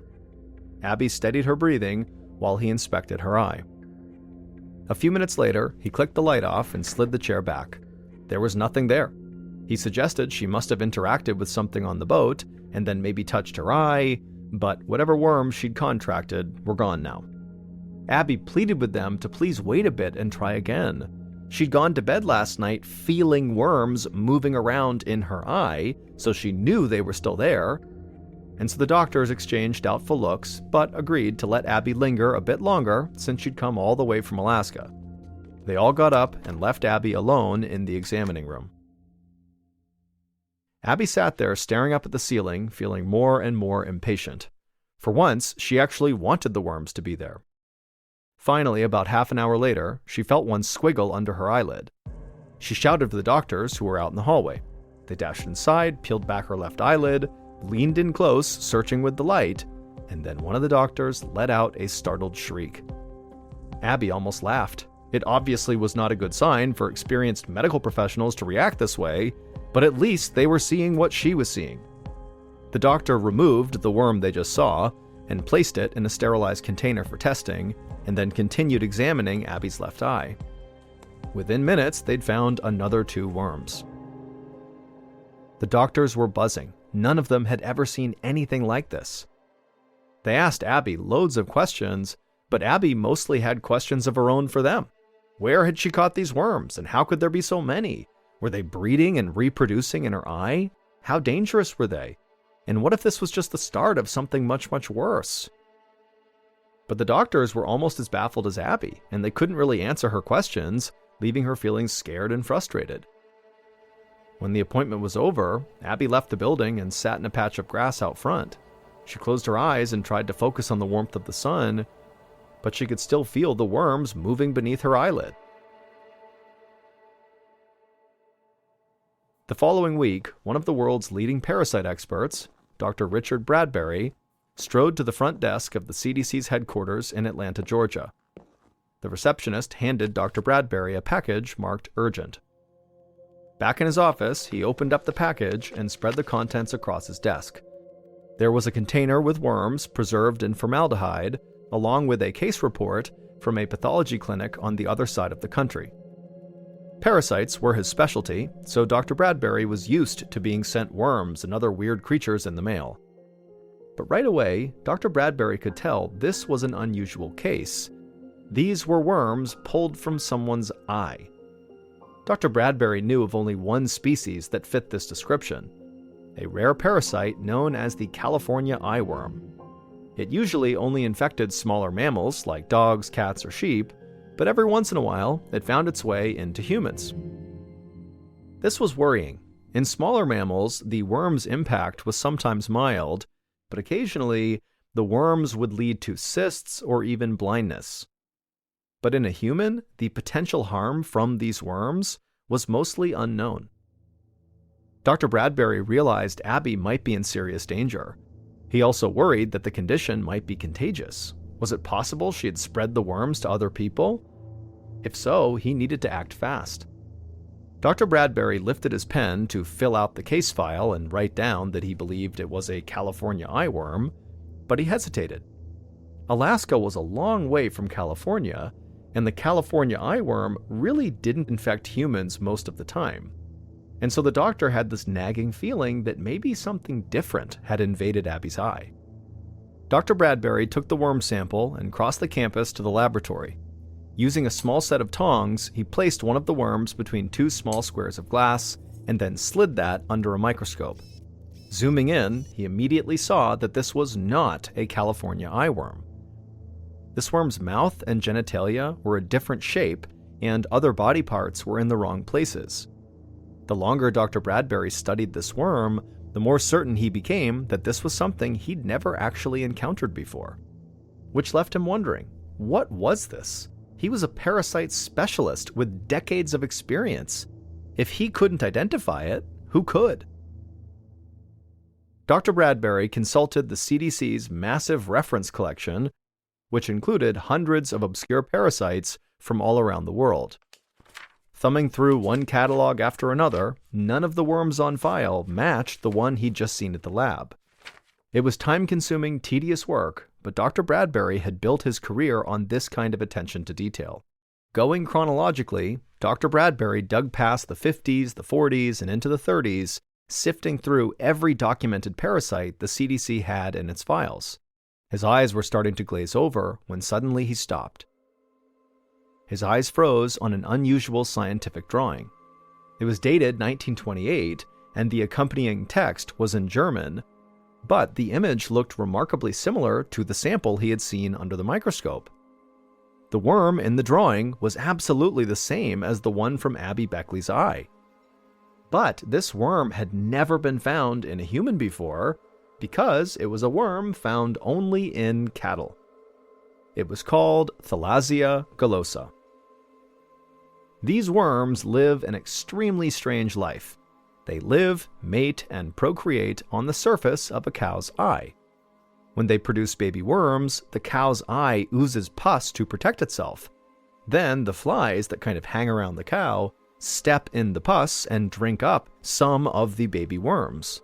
The baby worms then grow inside the fly until they get too big, and the fly vomits them out, usually into the eye of a different cow. That's how the disease spreads. But in Abby's case, a fly threw up baby worms into her left eye, and they had been living and growing there ever since. The next day, Abby sat in her apartment listening as the doctor from Oregon Health and Science University explained her diagnosis. She slumped back into her couch, totally repulsed. She was relieved they'd finally solved the mystery, but this was so gross. She thought back to the single cow that was on her summer ranch. Abby had often noticed how flies were always swarming all over the cow's eyeballs, but the cow didn't seem to mind or do anything about them. Abby would never think of that lonely old cow the same way again. Abby asked the doctor what the next step was, and the doctor said they had discussed the situation and had actually decided against sending her medicine. Anti-parasitic treatments would definitely kill these worms, but a dead worm might get stuck in Abby's eye and cause permanent scarring. The safest treatment was for Abby to remove the worms herself, one by one, for as long as it took. Abby groaned. This was not the happy ending she'd been hoping for. But she did it. Every time Abby felt a squirming feeling in her eye, she went to the mirror, leaned in, and then pulled the slimy little creature out of her eye with her fingers. Over the next couple of weeks, Abby would remove 8 more worms from her eye, and at that point, it seemed like there were none left. The next and final story is called One by One.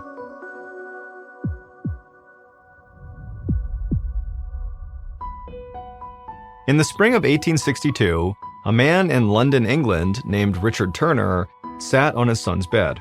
He held the sick little boy in his arms and spooned some medicine into his mouth. The child swallowed it and then let out a painful cough.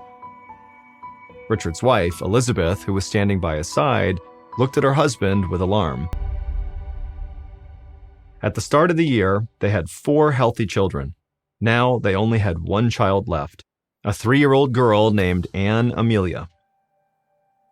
The Turners were completely devastated. But they were also perplexed. The rest of their neighborhood seemed untouched by this disease, while only their family was affected. The morning after their son's death, Richard went to work in a haze of grief.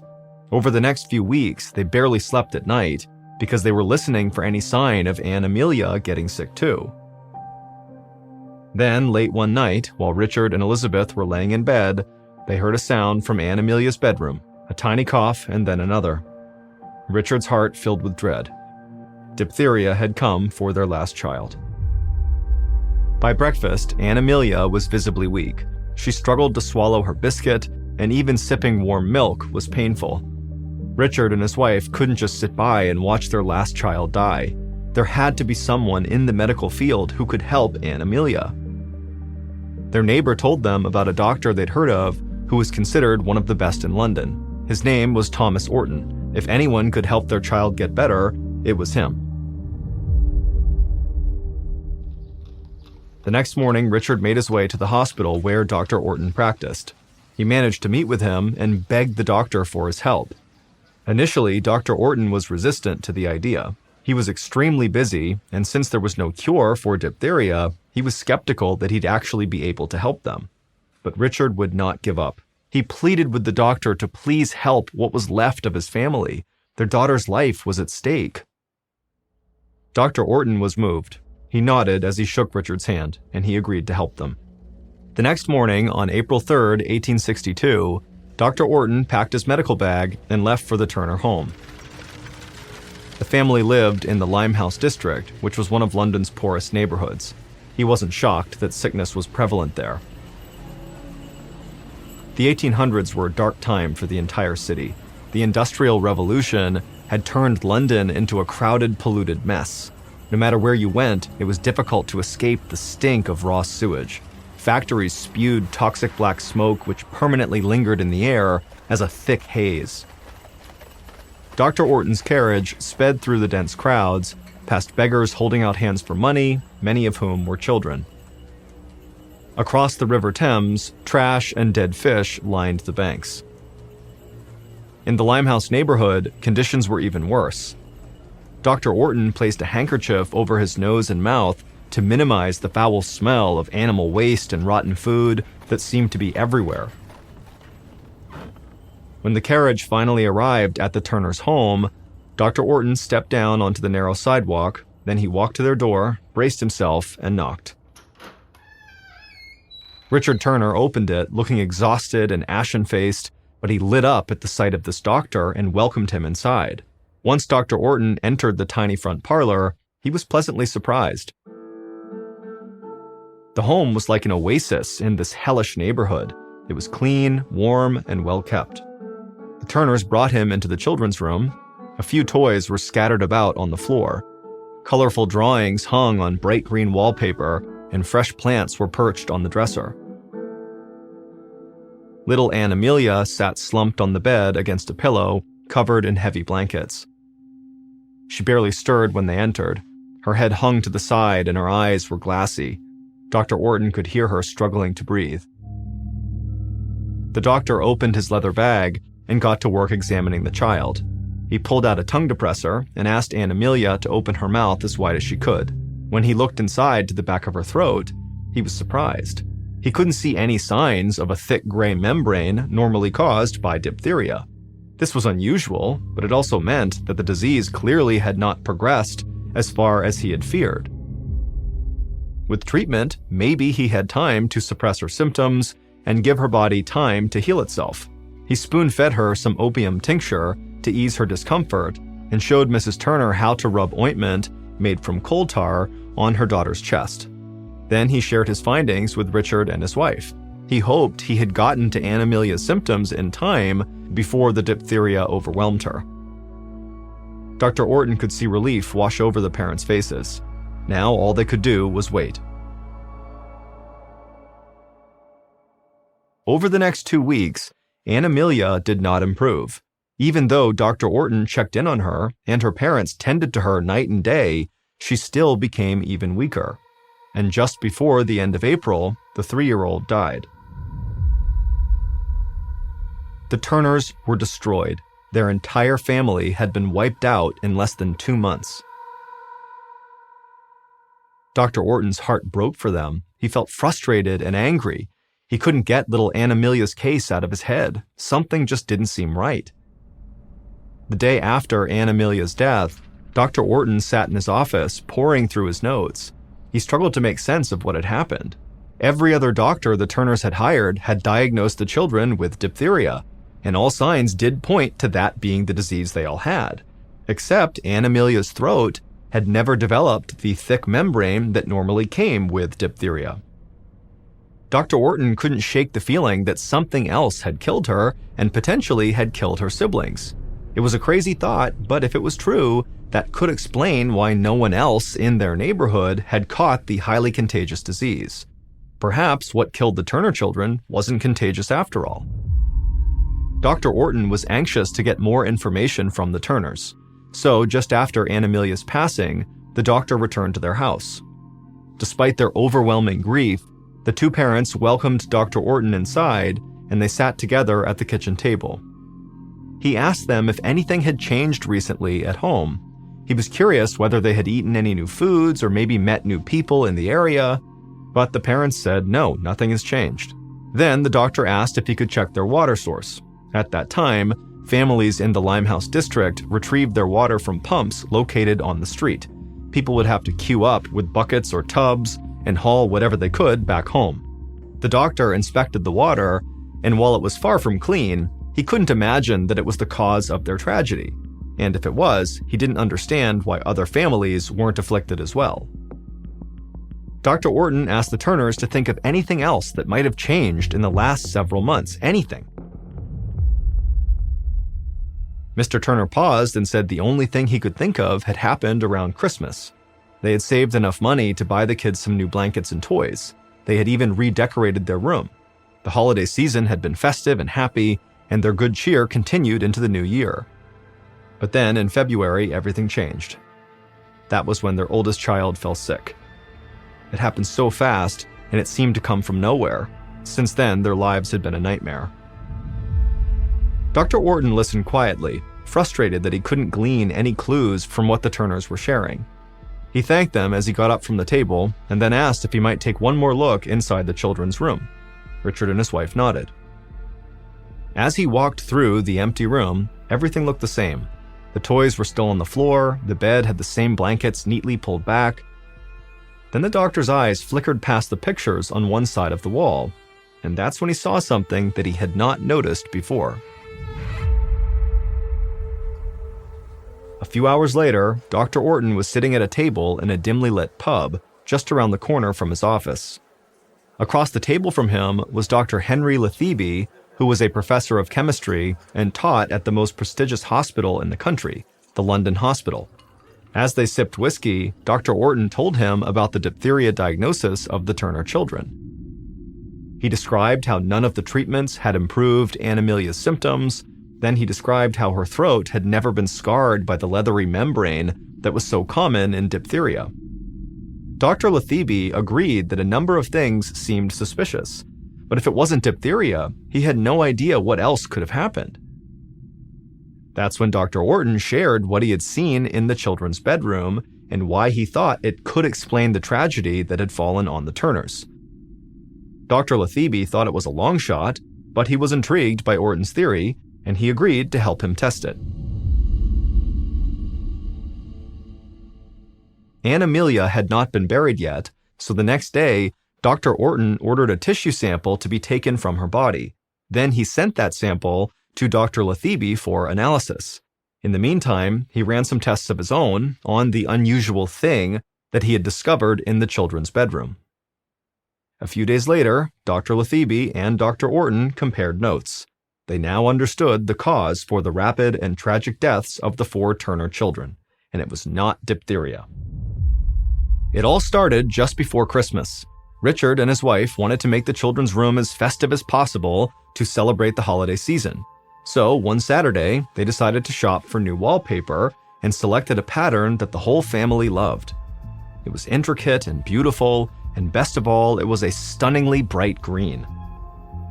The color was actually called Shayla's green, named after the designer. The shopkeeper told them it was a top seller at their store.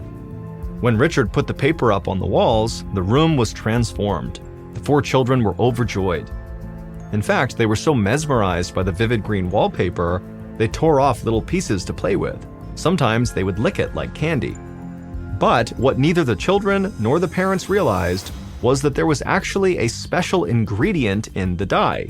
This ingredient helped to create that very bright green that they all loved so much, and this special ingredient made its way into the children's bodies and traveled through their bloodstreams. It saturated their lungs and caused fluid and mucus to build until one by one, it killed each child. That special ingredient was a deadly poison called arsenic.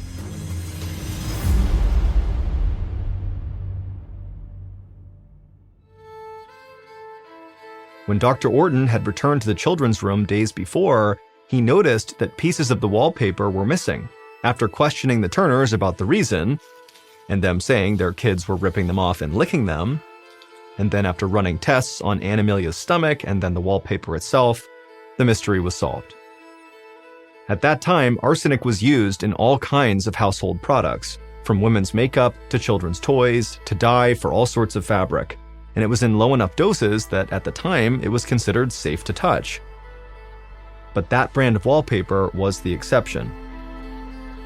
Word soon spread across England about what happened to the Turner children.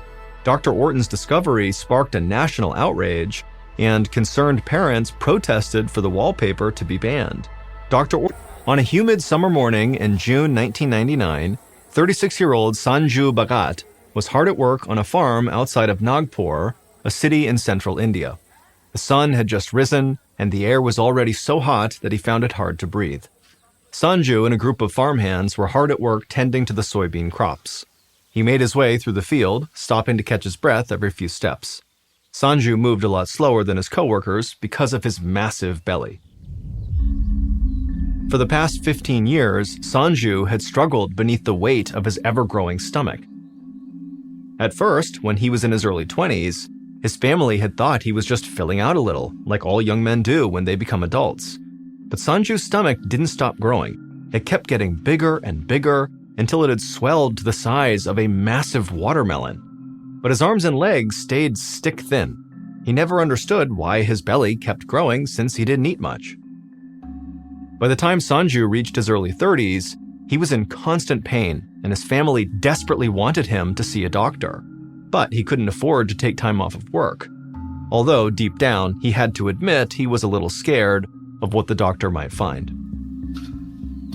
Sanju wiped the sweat from his eyes and told himself to keep moving. As he shoveled, he overheard another farmhand make a nasty joke about maternity clothes. A few men laughed. People liked to joke that he looked pregnant. Sanju had been relentlessly teased about his so-called pregnancy for years. His neighbors and his old childhood friends would point and laugh at him. He knew he should be used to it by now, but it still upset him. But his belly wasn't just a source of embarrassment for Sanju. The sheer weight of his stomach made even the simplest things like getting up from a chair or bending over very hard to do. Even now, as he pushed himself to keep up with the other men in the field, he could feel his back stiffening and his arms and shoulders aching. By midday, he felt ready to drop from physical exhaustion. The sun beat down on Sanju's head and he could feel his chest tighten. He tried to keep working, but today it was harder to breathe than usual. No matter how deeply he inhaled, he couldn't quite catch his breath. Finally, he dropped his shovel and doubled over, gasping for air. Sanju gathered what little strength he had left and stood up straight. He could feel other farm workers' eyes on him as he gathered his tools and headed home. It was the longest walk of Sanju's life. He felt humiliated and useless, but he was also afraid. He could barely take a breath. By the time he got to the small home he shared with his family, he nearly fell through the front door. The last thing he remembered was falling hard on the tile floor. Sanju's mother was fixing lunch in the kitchen when she heard a noise in the front of the house. She ran into the living room and found her son collapsed on the floor. She grabbed the phone and called an ambulance, then rushed to Sanju's side and knelt down beside him. She tried to roll him over on his back so he could breathe better, but it was very difficult because of his enormous stomach. She muttered every prayer she could think of, straining her ears for the sound of a siren. And finally, in the distance, she heard it. By the time the ambulance pulled up in front of their home, Sanju was barely breathing. The paramedics quickly assessed Sanju's condition. They put an oxygen mask on him, then strapped him to a gurney and loaded him up into an ambulance. Sanju's mother wanted to go with him, but the nearest major hospital was in Mumbai, an 11-hour drive from Nagpur. All she could do was watch as the ambulance sped away with her son.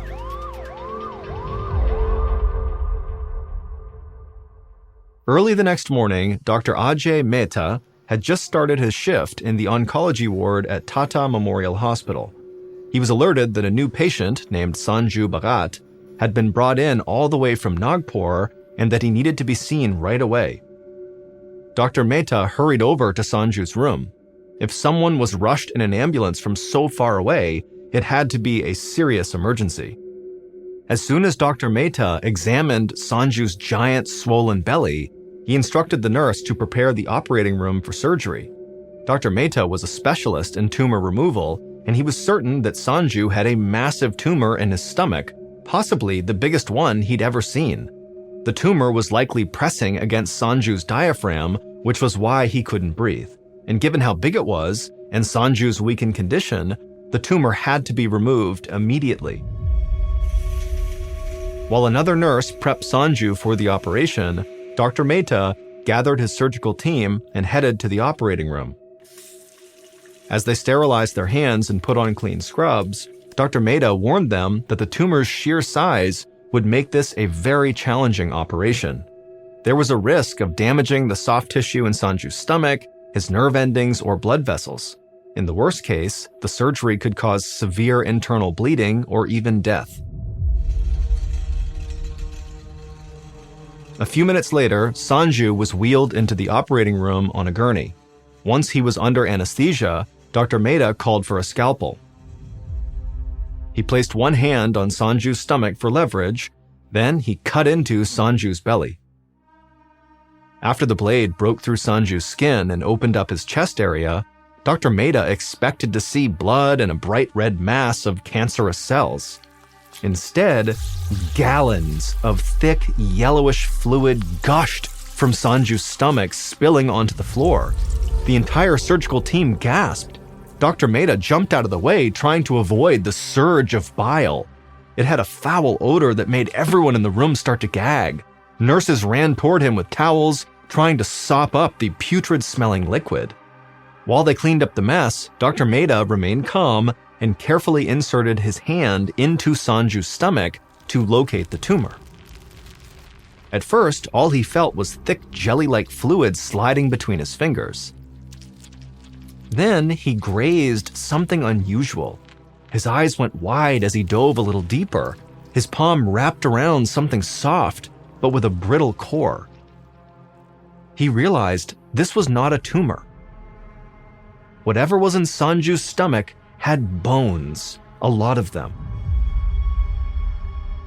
Dr. Mehta's jaw dropped as his hand explored the object floating in Sanju's stomach. He grabbed onto one of the tiny bones and began to slowly pull it up and out of Sanju's stomach. As he lifted the bizarre object into the air, he could hear more gasps from everyone in the room. Dr. Mehta could hardly believe his eyes.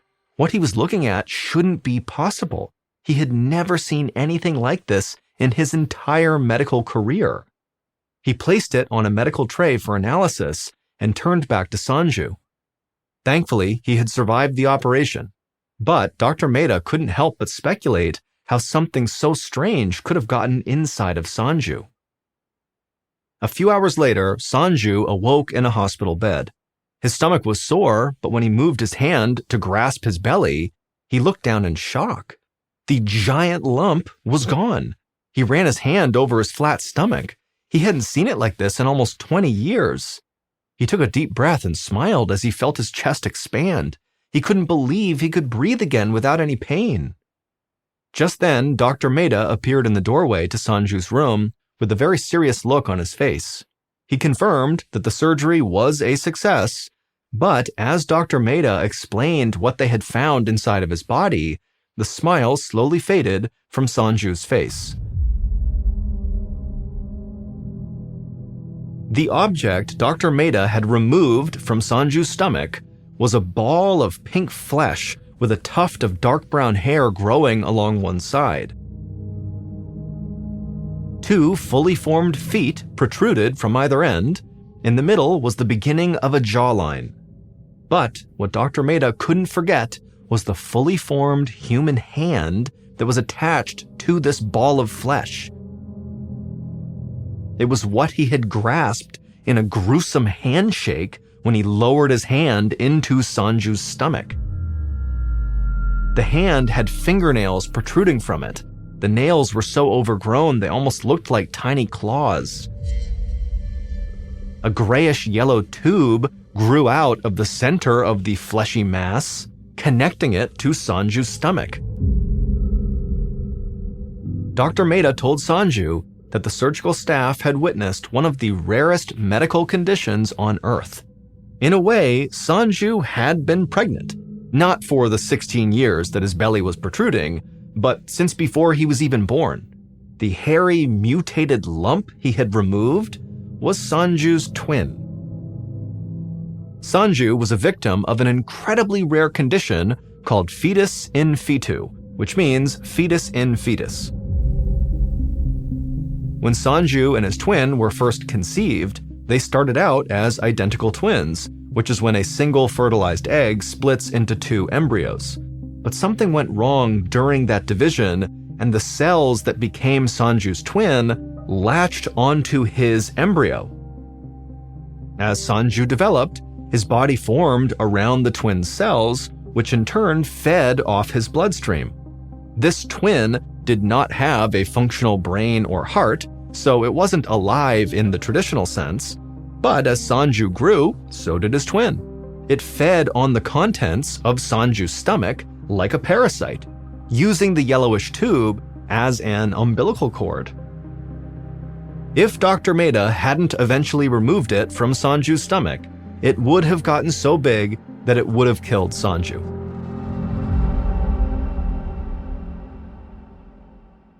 Sanju recovered physically from the surgery in just a few weeks, but when he returned to Nagpur, he was upset to find that his neighbors still made fun of him. Word had spread in the news about what had been inside of his stomach. Instead of calling him pregnant, now he was the man who gave birth to his brother. 60-year-old Douglas Wise knelt down inside of his garden, pulling weeds out of the small vegetable patch behind his townhouse in Queens, New York. It was August 1999, and just like every other day that summer, it was hot and muggy. Doug's shirt stuck to his back as he worked. After he finished pulling up all the weeds, he sprayed the soil with some weed killer. He paused for a moment to admire the fat tomatoes ripening on the vines he'd planted that spring. He intended to use every one of them in homemade marinara sauce. When his garden was looking neat and trim, Doug gathered the weeds into a garbage bag and then took them to the compost bin inside of his garage. Doug tried not to gag as he opened the lid. On hot days like this, the bin could smell absolutely disgusting. He dumped the weeds onto the decaying pile of eggshells and table scraps. Then, to help the composting process along, he took a bucket of rainwater he'd collected the week before and poured a little into the bin. He smiled to himself, knowing how his wife Carmen quietly hated that he collected rainwater in large buckets, but it had actually come in handy earlier in the summer when they'd gone more than a month without rain. Doug had enough water for composting and a little extra for his garden, all while being able to conserve tap water. Doug closed the bin and then grabbed a beer from the garage refrigerator and sat in a folding chair on the porch near the sidewalk. After a few hours in his garden, Doug liked to have a drink and people watch. It was his idea of a perfect Sunday afternoon. When Doug finished the last of his beer, he tossed the can into a recycling bin and headed inside for a shower. He was careful not to touch anything on his way to the bathroom. Carmen had just cleaned the house from top to bottom, and she'd kill him if she saw dirt smudges on anything. After Doug rinsed off and had some dinner, he joined his wife in the living room to watch some TV. But as he sat there, he started to feel a headache come on, and so he began rubbing his temples, and he wondered if maybe staring at the screen and straining his eyes was causing this headache. So he asked his wife to turn off the TV. But even after she did, over the next few minutes, his headache only got worse. Doug finally went to the kitchen and took some aspirin. And while that did help his head feel a bit better, his stomach now started to feel queasy. And so Doug told his wife that he just didn't feel right, and so he was going to go to bed early. He wasn't sure if maybe he ate something bad or if he was actually getting sick, like with the flu. Carmen agreed that he should just go to bed because after all, he'd spent the whole day in the yard under the beating sun. Doug kissed his wife goodnight and headed upstairs, hoping to feel better in the morning. But the next morning, when his alarm went off at 7 a.m., he was groggy and still had a headache, and his stomach still churned. Next to him, his wife had sat up, and she turned to him and said, you better get up if you don't want to be late for work. But Doug asked her to grab the phone for him because he felt absolutely terrible and he needed to call in sick. 3 days later, Carmen ladled some chicken noodle soup into a bowl, then placed it on a tray alongside a glass of ginger ale and some saltine crackers. Carefully, she carried it all up the stairs to the bedroom. Doug was in the bedroom, in bed, propped up on pillows. After 3 days of feeling totally sick, he'd lost a lot of fluids and looked very pale. As she set the tray onto the bedside table, she told her husband that she'd also bring him up a Gatorade. Carmen frowned as Doug nodded feebly. Her husband had been sick only a handful of times over the years, and when he was, it was rarely for more than 24 hours, and he had never been this weak and pale. Whatever bug her husband had caught, it had knocked him flat out. Carmen left the bedroom and headed downstairs to get the Gatorade from the fridge, and then when she had it, she went back up the stairs, and when she went back into the bedroom, she was surprised to see that Doug was not eating his soup. She asked if he was hungry, and Doug said that he was, but he said his hands were not steady enough to hold the bowl. Then he asked for Carmen's help walking to the bathroom. He said he was just too weak to get up on his own. Now Carmen was truly concerned. As she helped her husband to his feet and led him to the bathroom, she did her best to conceal her worry. Once Doug came out of the bathroom and was tucked back into his bed, Carmen asked him if he'd like her to feed him some soup. But Doug didn't respond. Instead, he just kind of stared out the window like he didn't even hear her. For several moments, Carmen spoke Doug's name with increasing urgency, but he just continued his glassy stare, saying nothing.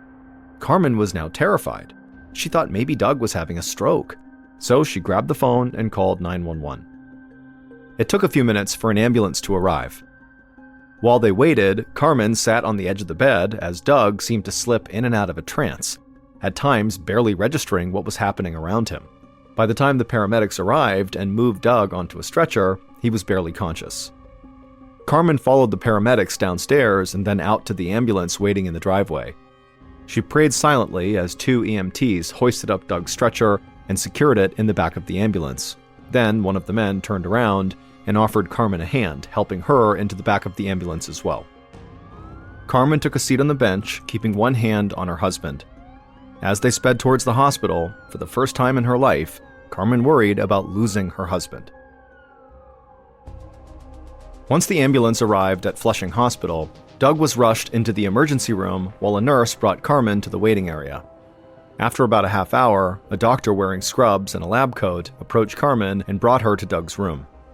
Doug was lying in bed, still looking a bit out of it, with an IV hooked up to his arm.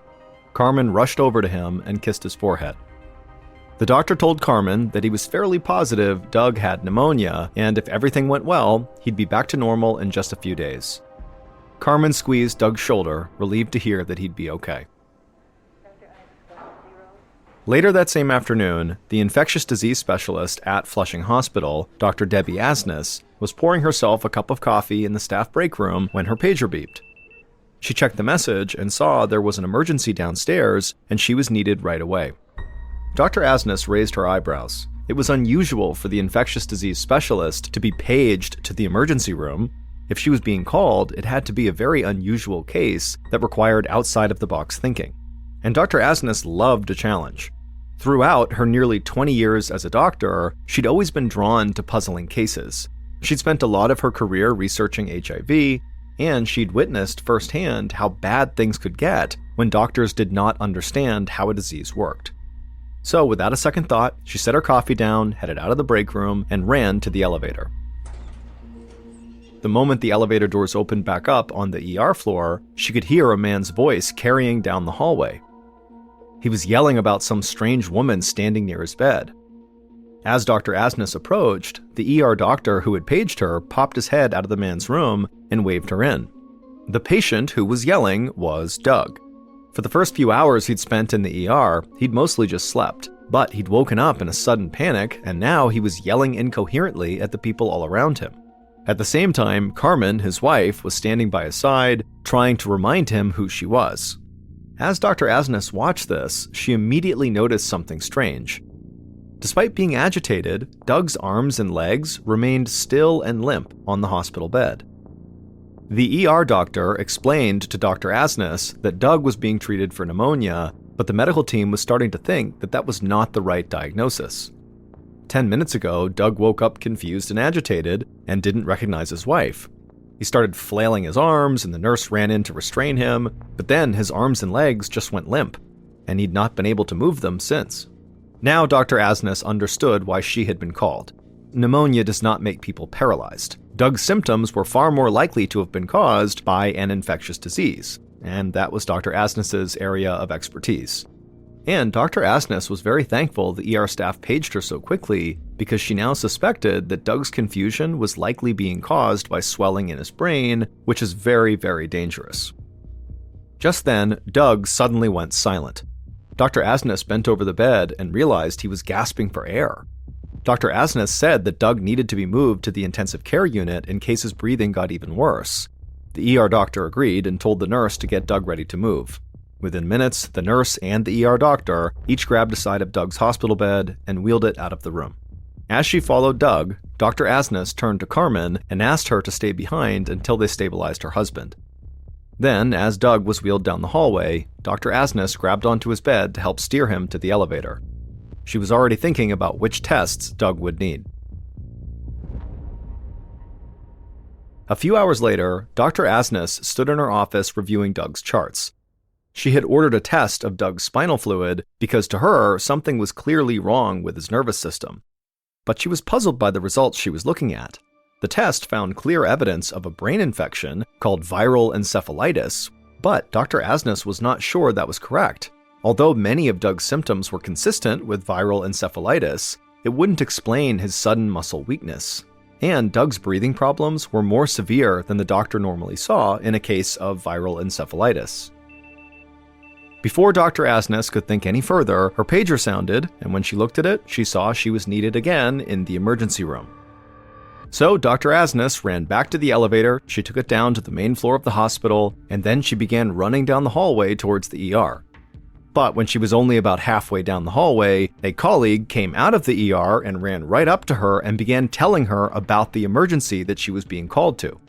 A man named Harold Marsh had been rushed in from his home in Queens, which was not far from Doug's home, after suffering a massive heart attack.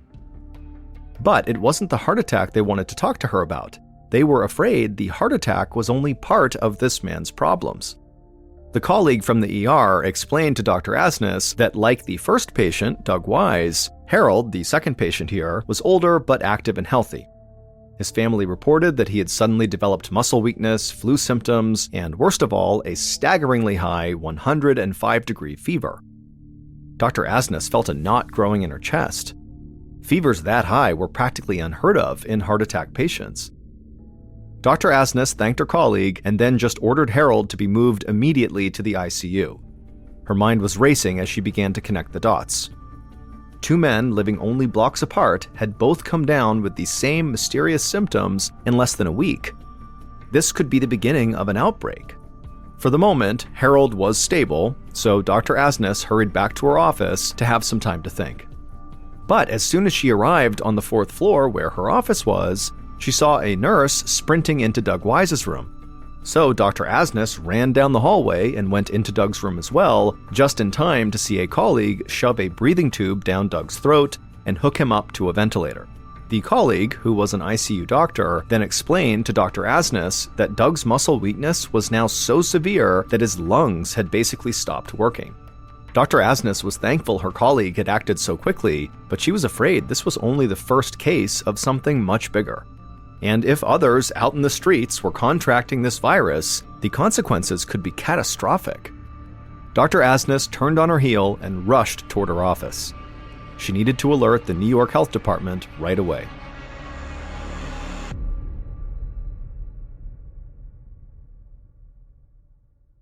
I'm Alice Levine. And I'm Matt Ford, and we're the hosts of British Scandal. Yes, indeed. In this series, a Derbyshire couple are bored of their curtain-twitching, lawn-mowing suburban life. So they sell their house, build a yacht, and sail off around the world. Which sort of sounds idyllic until a sperm whale sinks their boat and they begin to starve. Oh yes, and they didn't bring a radio because real sailors don't use radios. Right? This is the story of Marilyn and Maurice Bailey. And the 117 days they spent lost at sea. Follow British Scandal wherever you get your podcasts or listen early and ad-free on Audible. There's a guy named Mark Lundy, and he lives in New Zealand. He's married to his wife, Christine, and they have a 7-year-old daughter, Amber. Mark happens to be a traveling salesman. And on the morning of August 29th of 2000, he takes off on a business trip. Mark's not doing too well financially. Mark has upped his life insurance policy on his family, and Mark is spending the night with a sex worker. Meanwhile, Mark's wife and daughter will be brutally murdered inside their home. At their funeral, Mark falls down in despair, and people have to physically carry him away. All of the onlookers thought this was an overreaction. And the investigators into this crime? Well, let's just say that Mark is their number one suspect. The only problem is they place the time of death between 7 and 7:15 p.m., while Mark is over 130 kilometers away. If you want to know what happens next, follow the Generation Y wherever you get your podcasts. I'm Alice Levine. And I'm Matt Ford, and we're the hosts of British Scandal. Yes, indeed. In this series, a Derbyshire couple are bored of their curtain-twitching, lawn-mowing suburban life. So they sell their house, build a yacht, and sail off around the world. Which sort of sounds idyllic until a sperm whale sinks their boat and they begin to starve. Oh yes, and they didn't bring a radio because real sailors don't use radios. Right? This is the story of Marilyn and Maurice Bailey. And the 117 days they spent lost at sea. Follow British Scandal wherever you get your podcasts or listen early and ad-free on Audible.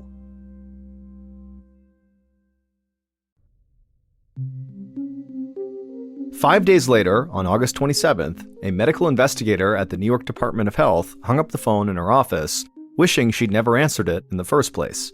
Her name was Annie Fine, and after a long week of work, she was ready to go home.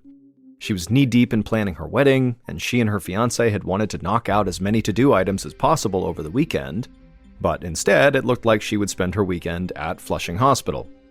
A doctor there had called in a potential outbreak on Monday, and after several days of discussions and 3 more patients in the hospital with identical symptoms, her boss had finally decided it was worth investigating.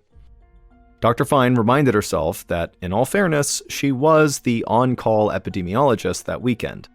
That meant she would be responsible for any emergency that came up. But in addition, her boss and good friend, Dr. Marcy Layton, had asked her personally to help out, and she was always game to help Dr. Layton. So on Saturday morning, Dr. Fine woke up a minute before her alarm clock began screeching. She managed to turn it off before it had the chance to wake her fiancé, and then she quietly got out of bed. Half an hour later, she headed down the stairs of her apartment building and saw Dr. Layton's car parked outside. She smiled as she jumped into the passenger seat, and Dr. Layton laughed and apologized for interrupting her weekend plans. Then Dr. Layton handed Dr. Fine a cup of to-go coffee, and they peeled off toward Flushing Hospital.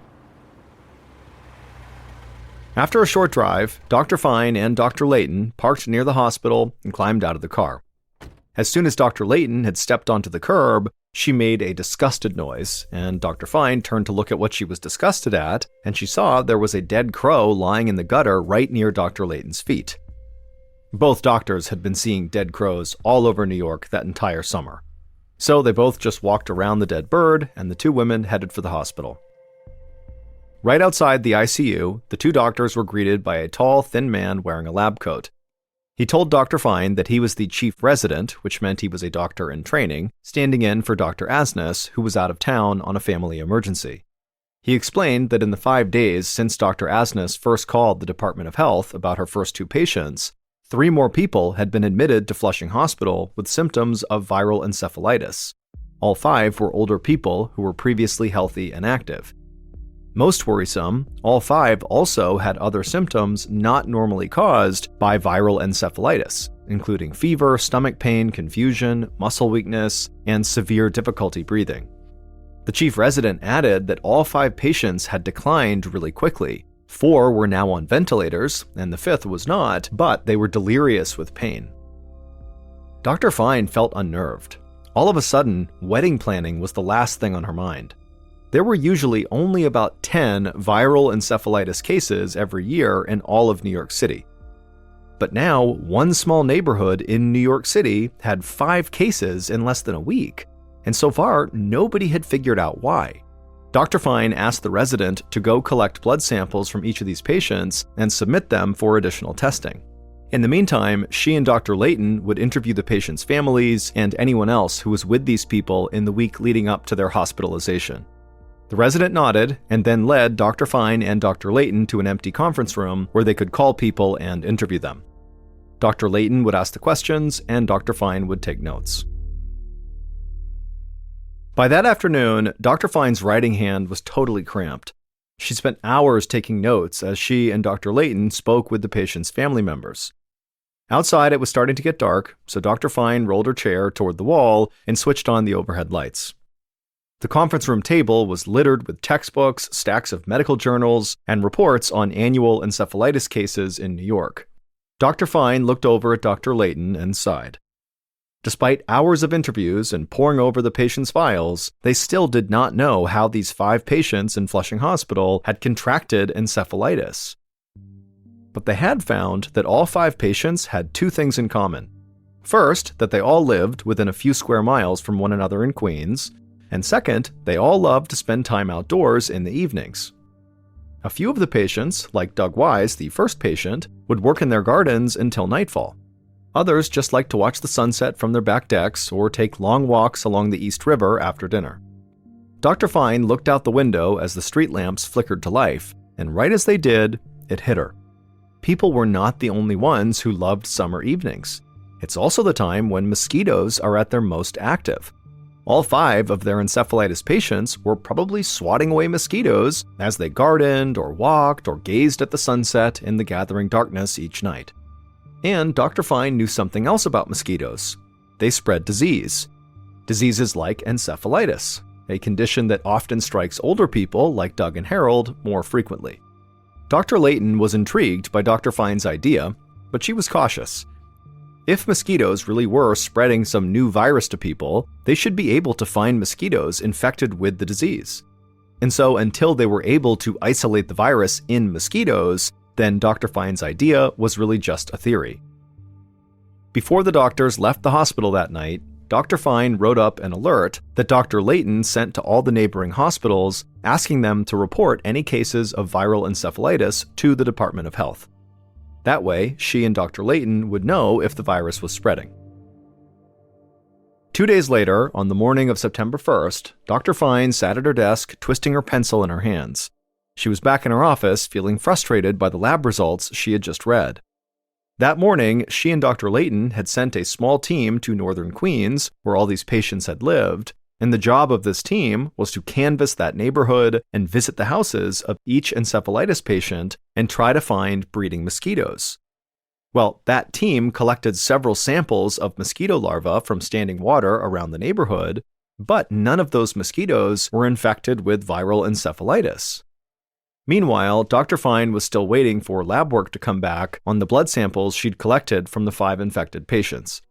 While Dr. Fine thought about what she should do next, Dr. Layton knocked on her door. She said she had bad news. One of the encephalitis patients, Harold Marsh, had grown so weak that the doctors determined he would not recover. Moments ago, the family had decided to take him off life support. Dr. Fine's heart broke for Harold and his family. She was frustrated that she couldn't even tell them for certain what had killed their loved one. It felt like they were back at square one.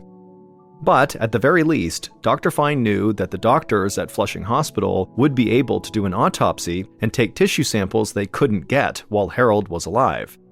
Dr. Fine hoped that these samples could help them identify the virus and warn the public at large. The following morning, Dr. Fine walked into her office to find her boss, Dr. Layton, waiting for her with news about Harold Marsh's autopsy tissue samples. Tests indicated that Harold had died of something called St. Louis encephalitis, a very rare strain of the disease that's only spread by mosquitoes. Dr. Layton said that federal health officials had also checked the blood samples from the other 4 encephalitis patients in Queens, and they found that they too had tested positive for St. Louis encephalitis. All 5 of the patients had gotten sick from mosquito bites. Dr. Fine frowned. On the one hand, it was nice to know that her theory that mosquitoes could have caused this was in fact what caused this, but this diagnosis didn't really make sense. The patient's symptoms were all consistent with St. Louis encephalitis, but there had never been a reported case of St. Louis encephalitis in New York City until now. In fact, there were only about 30 reported cases a year in the entire United States, and these were almost exclusively in southern swamplands. Dr. Fine wondered if infected mosquitoes had somehow migrated north. But if they had, there would have been cases of it in other places along the eastern seaboard, and so far, the only cases of it were from this outbreak in Queens. Something just didn't add up.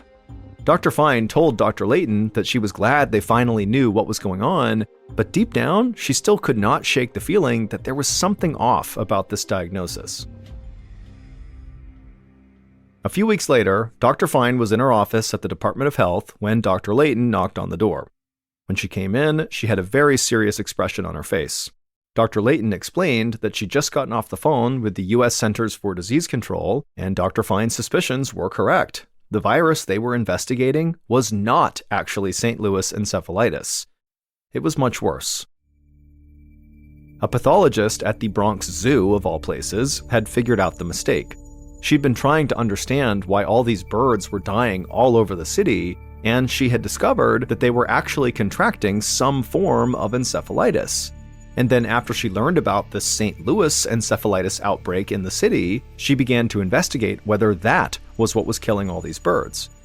But tissue samples from the dead birds showed no sign of St. Louis encephalitis. Instead, the birds had a different strain that can easily be confused with the St. Louis strain, but it's actually much more dangerous. And the birds were loaded with this different strain. In fact, the birds got this strain of encephalitis at such a high concentration that a mosquito sucking their blood could pass on the disease to the next creature it bites, including humans. And sure enough, when the CDC retested the blood of the patients at Flushing Hospital, they found that they too had the same strain of encephalitis as the birds. This strain is known as West Nile virus. West Nile is something that likely lots of people have heard of, but it's actually even more rare than the St. Louis strain, at least in the United States, because until this point, it had never been seen in the United States. It was only really seen in Africa. The CDC suspected that an infected mosquito from some other part of the world had found its way onto a plane maybe and then come to the US that way, or maybe a sick bird had gotten onto a boat, and that's how the disease came to the United States. But now that this disease had crossed the ocean and arrived in the US, Dr. Fine knew it was here to stay. By the time the CDC put the puzzle together, as many as 1,900 residents of northern Queens were infected with West Nile virus.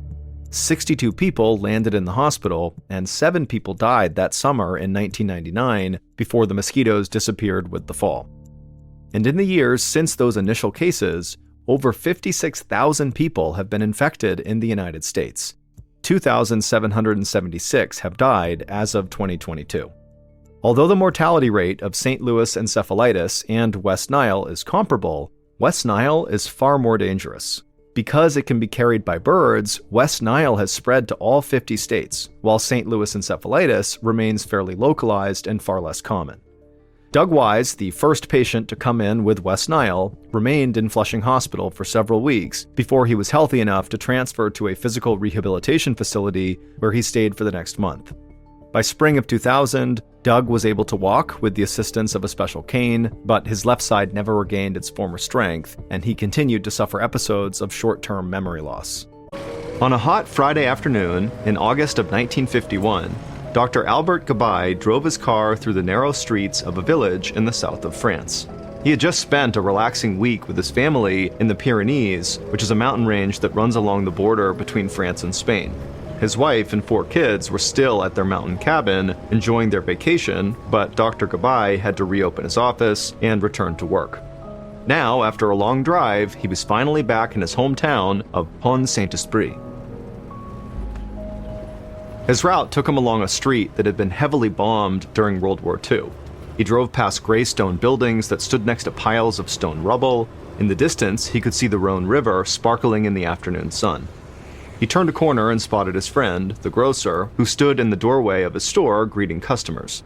Dr. Gabay waved hello through his car window and continued on his way. Further into town, he slowed to a stop so that the baker could carry sacks of flour across the street. Dr. Gabay loved this town, where he had lived his entire life. Pont-Saint-Esprit was small enough that there were only 2 other doctors besides him who worked there. It was a friendly place where everyone seemed to know each other. Not long ago, Dr. Gabay had wondered if he'd be forced to leave Pont-Saint-Esprit. During World War II, the village was occupied by the German army. Then Allied forces sent in warplanes to bomb the German troops. It was a terrifying ordeal, and the recovery had been slow, but the doctor was optimistic that the village would one day be fully restored to its former glory. The sun was low in the sky when Dr. Gabay turned into a small courtyard and parked his car. His home and medical office shared a stone building in the center of the village. As he carried his suitcase towards the front door, Dr. Gabay was looking forward to eating a simple dinner and getting to bed early. But when he opened the door, his housekeeper, who had arrived earlier to tidy up, rushed to greet him with a concerned look on her face. Before she could say anything, Dr. Gabai stopped in surprise. The waiting room of his first-floor office was jammed full of people. The small room had a dozen wood chairs pushed up against the walls, and every seat was filled. Old men leaned their heads back against the wall with their eyes closed. Some mothers held children in their laps, and other children were sprawled on the floor. Dr. Gabai recognized one entire family. Everyone looked clammy and pale. He took a breath and frowned. The room had a sharp and unpleasant odor. His housekeeper explained that over the last few hours, sick people kept showing up asking to see him. She told them that she wasn't sure what time he would return, but they decided to wait for him anyway. There was clearly something going around in the village, and Dr. Gabai wanted to be sure he wasn't dealing with a serious outbreak.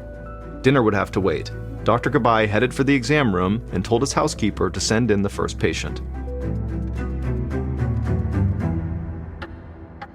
Over the next several hours, Dr. Gabai examined them one by one.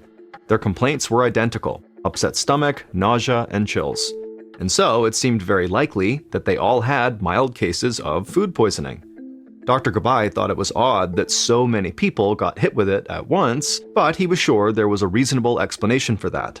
There had been a lot of problems with the food supply as France struggled to recover from the war, so it wasn't unusual for people to come down with food poisoning every once in a while. The treatment for it was simple. Most people just needed a few days' rest to make a full recovery. Dr. Gabai gave the patients some medicine to settle their stomachs and assured them that they would feel better soon. It would take several hours to get to every single patient, but when the last one had left his office, Dr. Gabai slowly made his way up the stairs to finally eat his dinner. He called his wife to explain what was going on, and after he was done reassuring her, he climbed right into bed and fell asleep.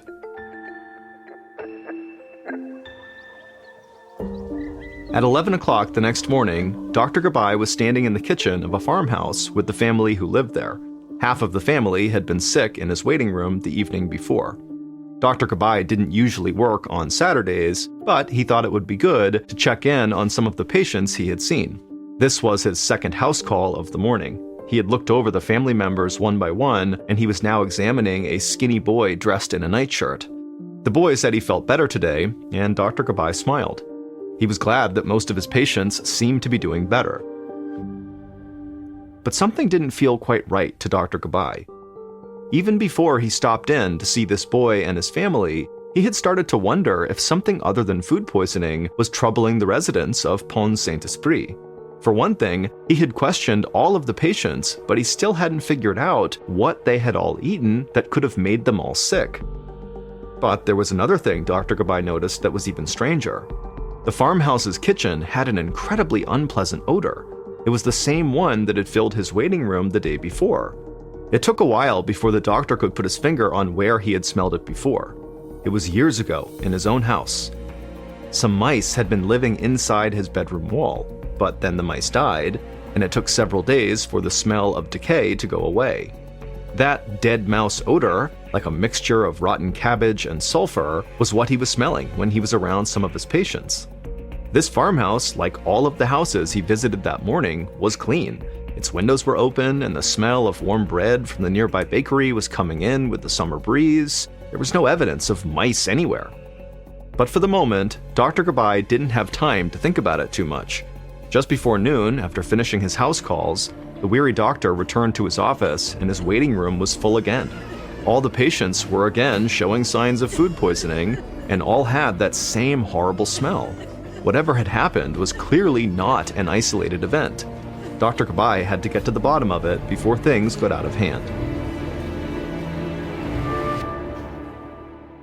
At 11 o'clock that night, Dr. Gabai was still in his office doing paperwork when there was a knock on his door. He opened it to find one of the other doctors in the village standing there. His name was Dr. Vieux, and he looked completely exhausted, with dark circles under his eyes. Dr. Vieux told him that he had also seen a lot of patients with symptoms of food poisoning while Dr. Gabai was away on vacation, and that the number of patients had begun to rise the day before Dr. Gabai came back to town. Dr. Gabai sighed and rubbed his temples. Unfortunately, the third doctor in the village was sick with the illness going around town and couldn't get out of bed. And so it was up to Dr. Vieux and Dr. Gabai to handle whatever was happening.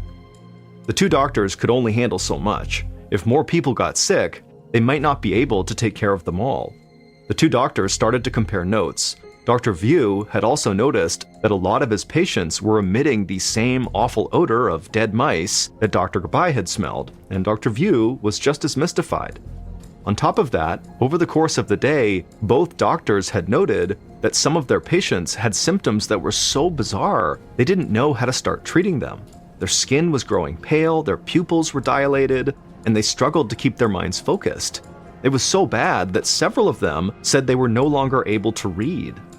Whatever this disease was, it wasn't normal food poisoning.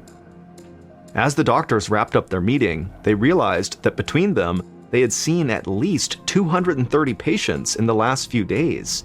In a town with a population of just 4,000, that was a huge number. They agreed that it was time to notify the authorities since the situation could stretch the town's resources. Before leaving, Dr. View stopped in the doorway and made a confession. He wasn't feeling well himself and wondered if he was coming down with the same illness as everyone else. As Dr. Gabai closed the door, he tried to stay calm and keep focused on the facts. He was relieved that he didn't feel sick, he just felt tired. But a medical crisis was clearly emerging in Pont Saint-Esprit, and now it looked like Dr. Gabai might be the only doctor healthy enough to handle it. With those heavy thoughts weighing on him, at 2 a.m, Dr. Gabai sat back down at his desk to catch up on his notes.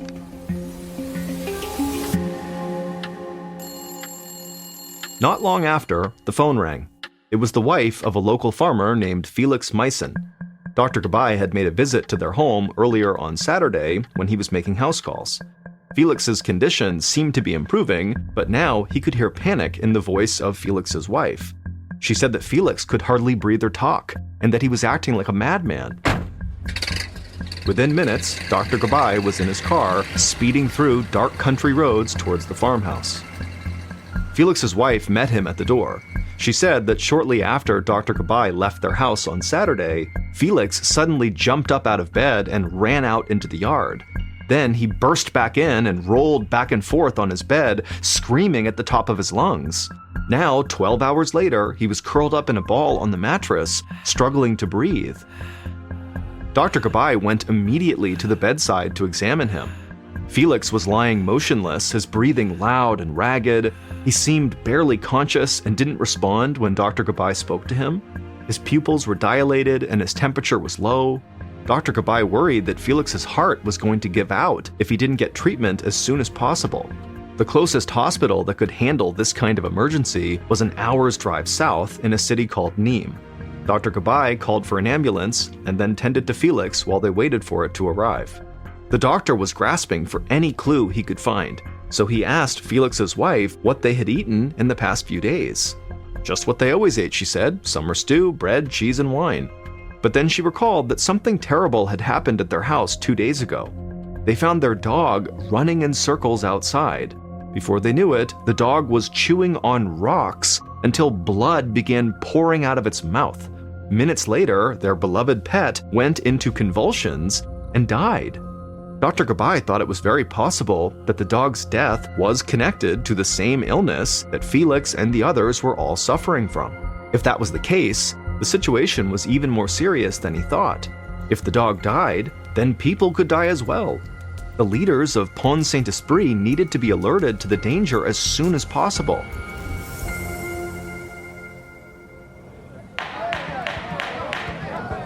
That evening, Dr. Gabai sat in a crowded and stuffy room in the town hall where a heated discussion was underway. It was Sunday now, and earlier that day, he had convinced the mayor to call an emergency meeting about this strange medical crisis with the municipal council, the police chief, and other city officials. But so far, everyone was just arguing. Dr. Gabai was frustrated. There were now at least 280 people affected with this bizarre and now potentially lethal illness, and he was at his limit. Dr. Gabai had been working almost non-stop with very little sleep since he returned from his vacation over 48 hours ago. His eyes burned with fatigue and his temper rose, so he stood up and made sure his voice was strong, and he told everyone they needed to alert the town to the danger. The mayor placed a hand on his shoulder. He was just as concerned as Dr. Gabai, but scientists and medical experts from nearby universities had been summoned to study the problem, and the remains of Felix Meissen's dog would be sent to the lab to be analyzed. The mayor felt the best course was to gather that data and then figure out what to tell the townspeople. Anything else would make everyone more panicked. Dr. Gabai grew even more impatient. He insisted that their analysis would take too much time. The danger was already here, and people needed to be warned now so they could protect themselves. But the mayor held his ground. What would they warn people about exactly? They still didn't even know what was causing the trouble. At this point, the mayor thought the so-called crisis consisted of a dead dog and multiple people with a stomach flu, and there was no proof that the two were even related. But there was one precaution that the mayor did want to take right away. Before adjourning the meeting, the mayor turned to the police chief. Given the number of people afflicted with the illness, they couldn't rule out the possibility that someone was deliberately poisoning the village. The police chief agreed to launch a criminal investigation right away, but he would need assistance from law enforcement officials in neighboring cities. The meeting ended at 1 a.m., and Dr. Gabai started walking home, exhausted and frustrated. A criminal investigation seemed like a total waste of time to him. After all, why would anyone be launching such a vicious attack on their tiny and somewhat insignificant town? But then, the more he thought about it, the doctor supposed that a criminal motive could not really be ruled out. All he knew was that he needed to get home and sleep if he was going to be of any help to his patients the next day. But just as he entered the courtyard in front of his home, he heard high-pitched shrieks coming from the nearby grocery store. Dr. Gabai ran down the street to the store and pounded on the door. The grocer's wife was relieved to see him and brought him up the stairs to the family's apartment and into her daughter's room. There, on her bed, 5-year-old Marie Joseph Carl was writhing in agony. Her arms and legs were jerking, her fingers and toes clenched so tightly that they were white and bloodless. The doctor hurried to the child's side and tried to pry her toes open. In their rigid position, it was impossible for blood to flow properly, and her feet could be permanently damaged. Suddenly, Marie Joseph sat upright, her eyes wide with terror. She pointed at the air in front of her and screamed that tigers were coming to eat her. Dr. Gabai enlisted the mother's help to restrain the child, and then he gave Marie Joseph a shot of a sedative that he hoped would calm her down. The doctor rubbed his eyes and told the weeping mother that Marie Joseph had to be treated in a hospital and that he needed to call an ambulance. Dr. Gabai then walked down the hallway towards the kitchen where the phone was located, but as he stepped past the parents' bedroom, he stopped. There, inside the room, was the grocer, Mr. Carl, sitting up on his elbows in bed as he stared out the window. The doctor was confused as to why Mr. Carl wasn't tending to his daughter. The grocer seemed strangely preoccupied and disturbed. When Dr. Gabai stepped closer to him, he realized the grocer wasn't staring out the window, he was just staring at it. As if in a trance, Mr. Carl held up his finger and softly counted the 6 panes embedded in the window. He repeated the numbers over and over and over again. Dr. Gabai sniffed the air and detected that familiar smell of dead mice. It could only mean one thing, that Mr. Carl had fallen ill as well. After making sure Mr. Carl was comfortable, Dr. Gabai returned to Marie Joseph's bedroom. He expected her to be groggy from the sedative, maybe even asleep. Instead, he found the child alert and happy, as if she had been fully cured. The child looked at the doctor and smiled and told him that the tigers must have been a dream. The doctor checked her temperature and her pulse. She was totally back to normal. Instead of putting Marie Joseph to sleep, the sedative appeared to have completely cured her. Dr. Gabai shook his head. None of this made any sense. He decided to hold off calling the ambulance, thinking Marie Joseph could now fully recover at home. It was nearly dawn when Dr. Gabai said goodnight to the Carl family and staggered back to his house. As he opened his door, the phone was ringing. It was the hospital in Nîmes. Felix Meissen, the farmer, was dead. Whatever illness was attacking the town of Pont-Saint-Esprit, it was fatal. This had officially turned into a full-blown medical catastrophe.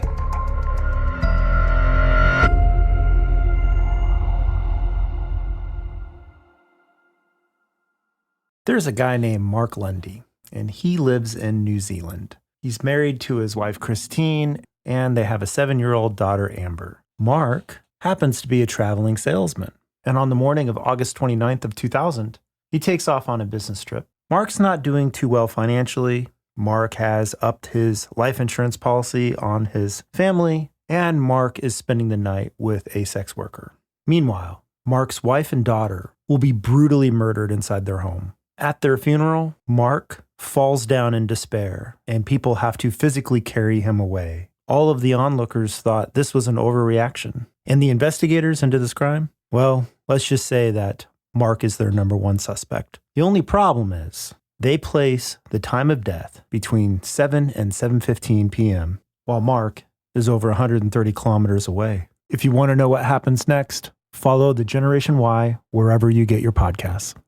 I'm Alice Levine. And I'm Matt Ford, and we're the hosts of British Scandal. Yes, indeed. In this series, a Derbyshire couple are bored of their curtain-twitching, lawn-mowing suburban life. So they sell their house, build a yacht, and sail off around the world. Which sort of sounds idyllic until a sperm whale sinks their boat and they begin to starve. Oh yes, and they didn't bring a radio because real sailors don't use radios. Right? This is the story of Marilyn and Maurice Bailey. And the 117 days they spent lost at sea. Follow British Scandal wherever you get your podcasts or listen early and ad-free on Audible.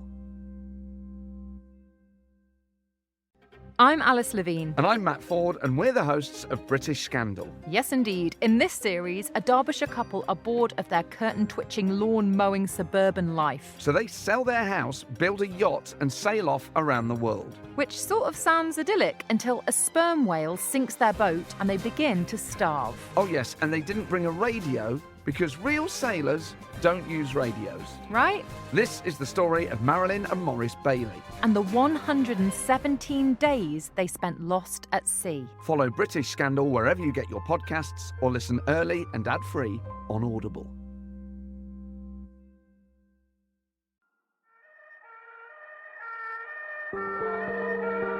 Later that morning, a wave of law enforcement officers swept into Pont Saint-Esprit.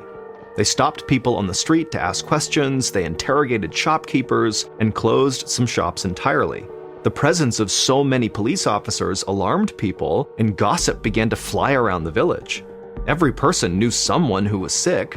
Some people speculated that perhaps the rumors were true, and a madman or killer was poisoning the village. Maybe he poisoned the water, or perhaps the salt or the meat or some other food. Some people quietly packed and left town. By the end of the day, the once bustling center of the village was growing empty and quiet. Dr. Gabai watched families leaving from the door of his house. He thought of his own wife and kids who were still on vacation in the mountains. He'd spoken to them briefly at the start of this sickness, but he wanted to check in on them again. So he placed a phone call to the vacation house. His wife was shocked when he updated her about the terrifying events unfolding in their town. She worried that her husband would wear himself out or get the awful illness himself. Dr. Gabai told his wife that he was fine, and he believed that she and their kids were safe since they were out of town. However, he had a duty to continue to treat the people of his village. Dr. Gabai hung up the phone. The next day was Tuesday, 4 days since he had come home from vacation. By mid-morning, the delegation of university doctors and scientists had arrived. They collected food scraps and sent them out to be analyzed by a scientific laboratory to test for poison. And then they ordered an autopsy to be performed on Felix Meissen. Dr. Gabai tried to reassure his patients that they'd have answers soon. But in private, he worried about how long it was taking. It would be several days at least before the test results came back and the autopsy was complete. He couldn't stand the thought of more people dying as they waited. Not only that, but Dr. Gabai didn't know how long he could continue to work without rest, and there was still the possibility that he would get sick himself. As the weeks wore on with still no news about the tests or the autopsy, Dr. Gabai saw dozens of patients in his office and crisscrossed the streets to visit the sicker patients at home. His phone rang every night with news of more strange symptoms emerging. Now, many of his patients seemed irrationally happy. They talked so quickly that it was impossible to understand them. But then, just as fast as the euphoria emerged, it would come crashing down, leaving the patients overcome with anguish. And then there were the patients who just couldn't sleep. Instead, they would gather in the street in the middle of the night. Dr. Gabai could hear them from his window, chatting and laughing with a strange, frenetic energy. Others he could see wandering aimlessly through the dark streets, silent and lost. It was as if Pont Saint-Esprit had become haunted and cursed. The village priest prayed to saints to lift the curse from the town. Dr. Gabay wasn't superstitious, but it made him remember a disease he had read about many years before. It was called St. Anthony's Fire, a sickness that happened back in the Middle Ages and caused entire villages to go mad, just like he was seeing in Pont Saint-Esprit. Back then, many people believed that it was a curse from the devil. Dr. Gabay was a man of science, but he wondered if there could be a connection. At this point, a supernatural explanation from the 15th century was as good as any other. Dr. Gabay shook his head. This was modern France, and medicine didn't operate on hunches. The most pressing thing right now was for the toxicology lab to finish its work. In the meantime, he would continue to treat his patients as well as he could, and he would look up old diseases once he had some free time. He hoped this would be soon. Once the lab had an answer, he would know how to treat the disease, everyone would get better, and he would have enough time to pursue his hunches. Instead, he'd find out things could still get much, much worse.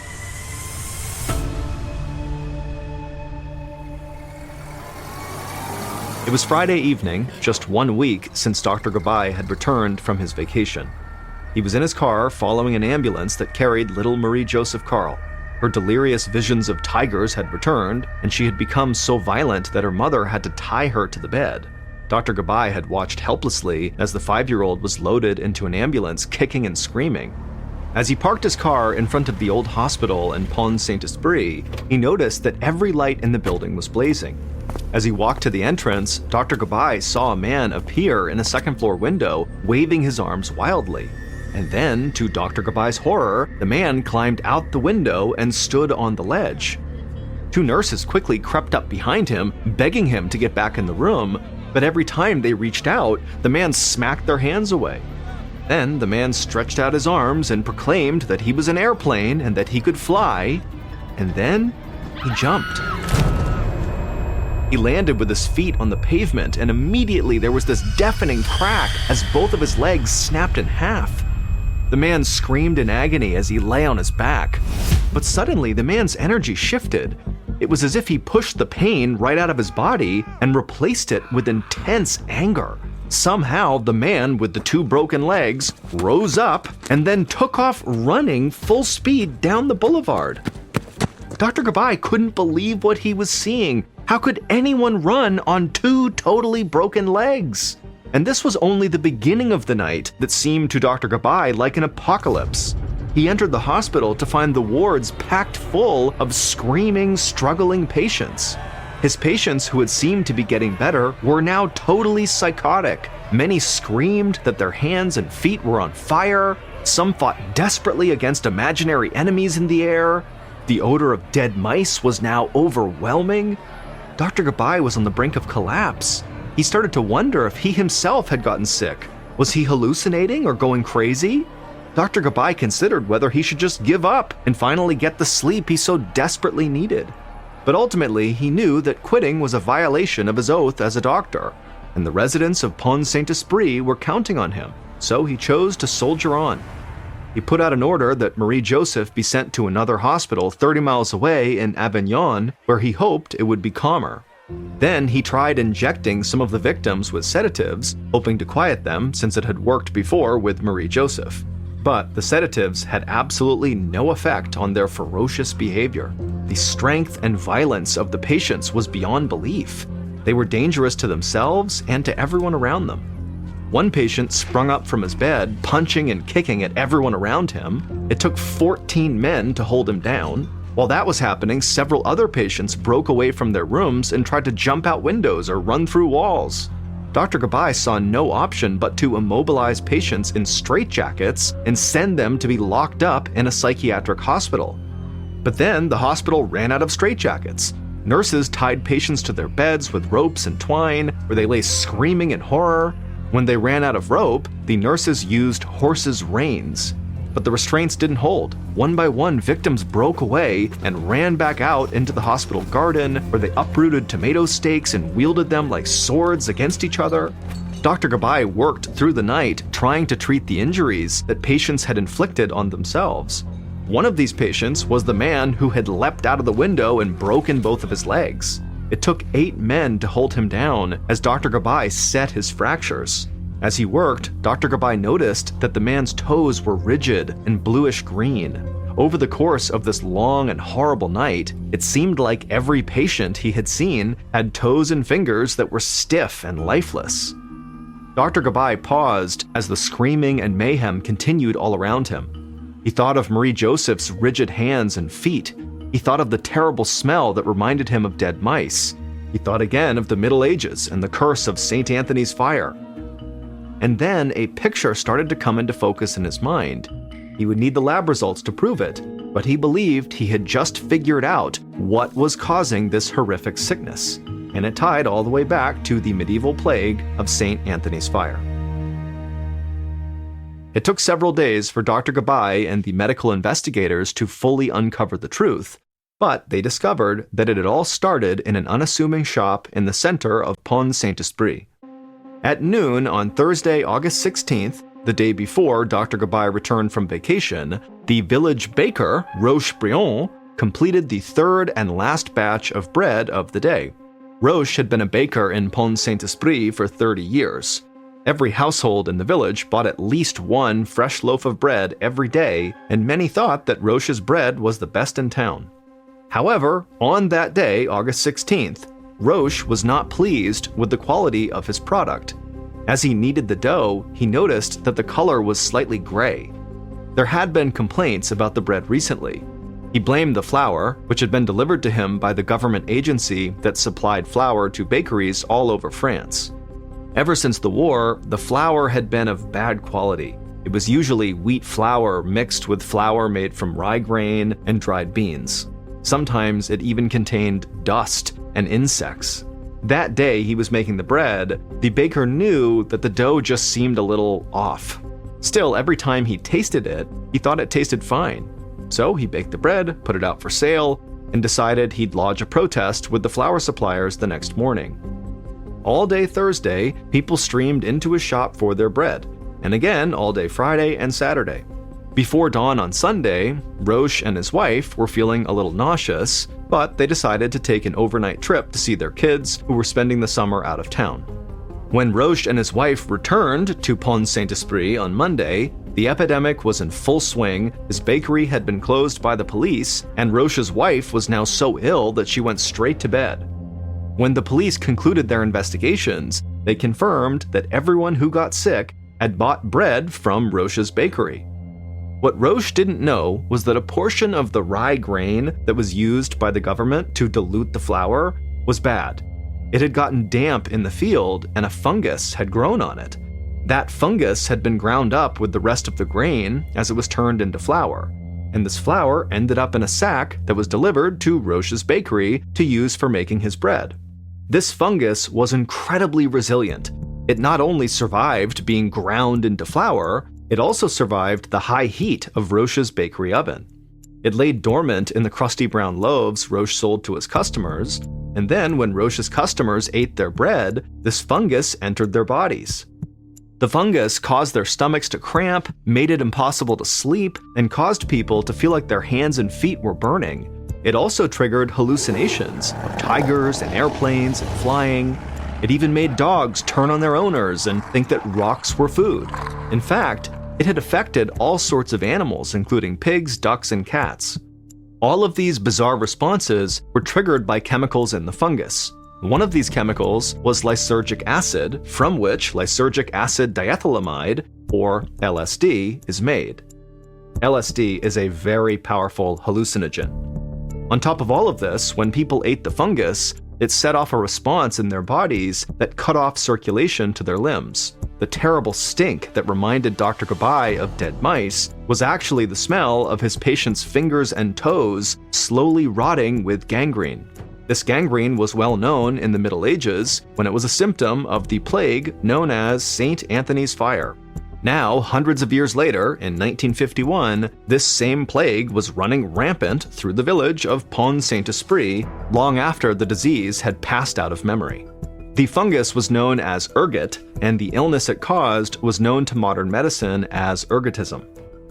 Ultimately, 7 people died and nearly 300 people were sickened in the ergotism outbreak in Pont Saint-Esprit. It took several months for the disease to run its course.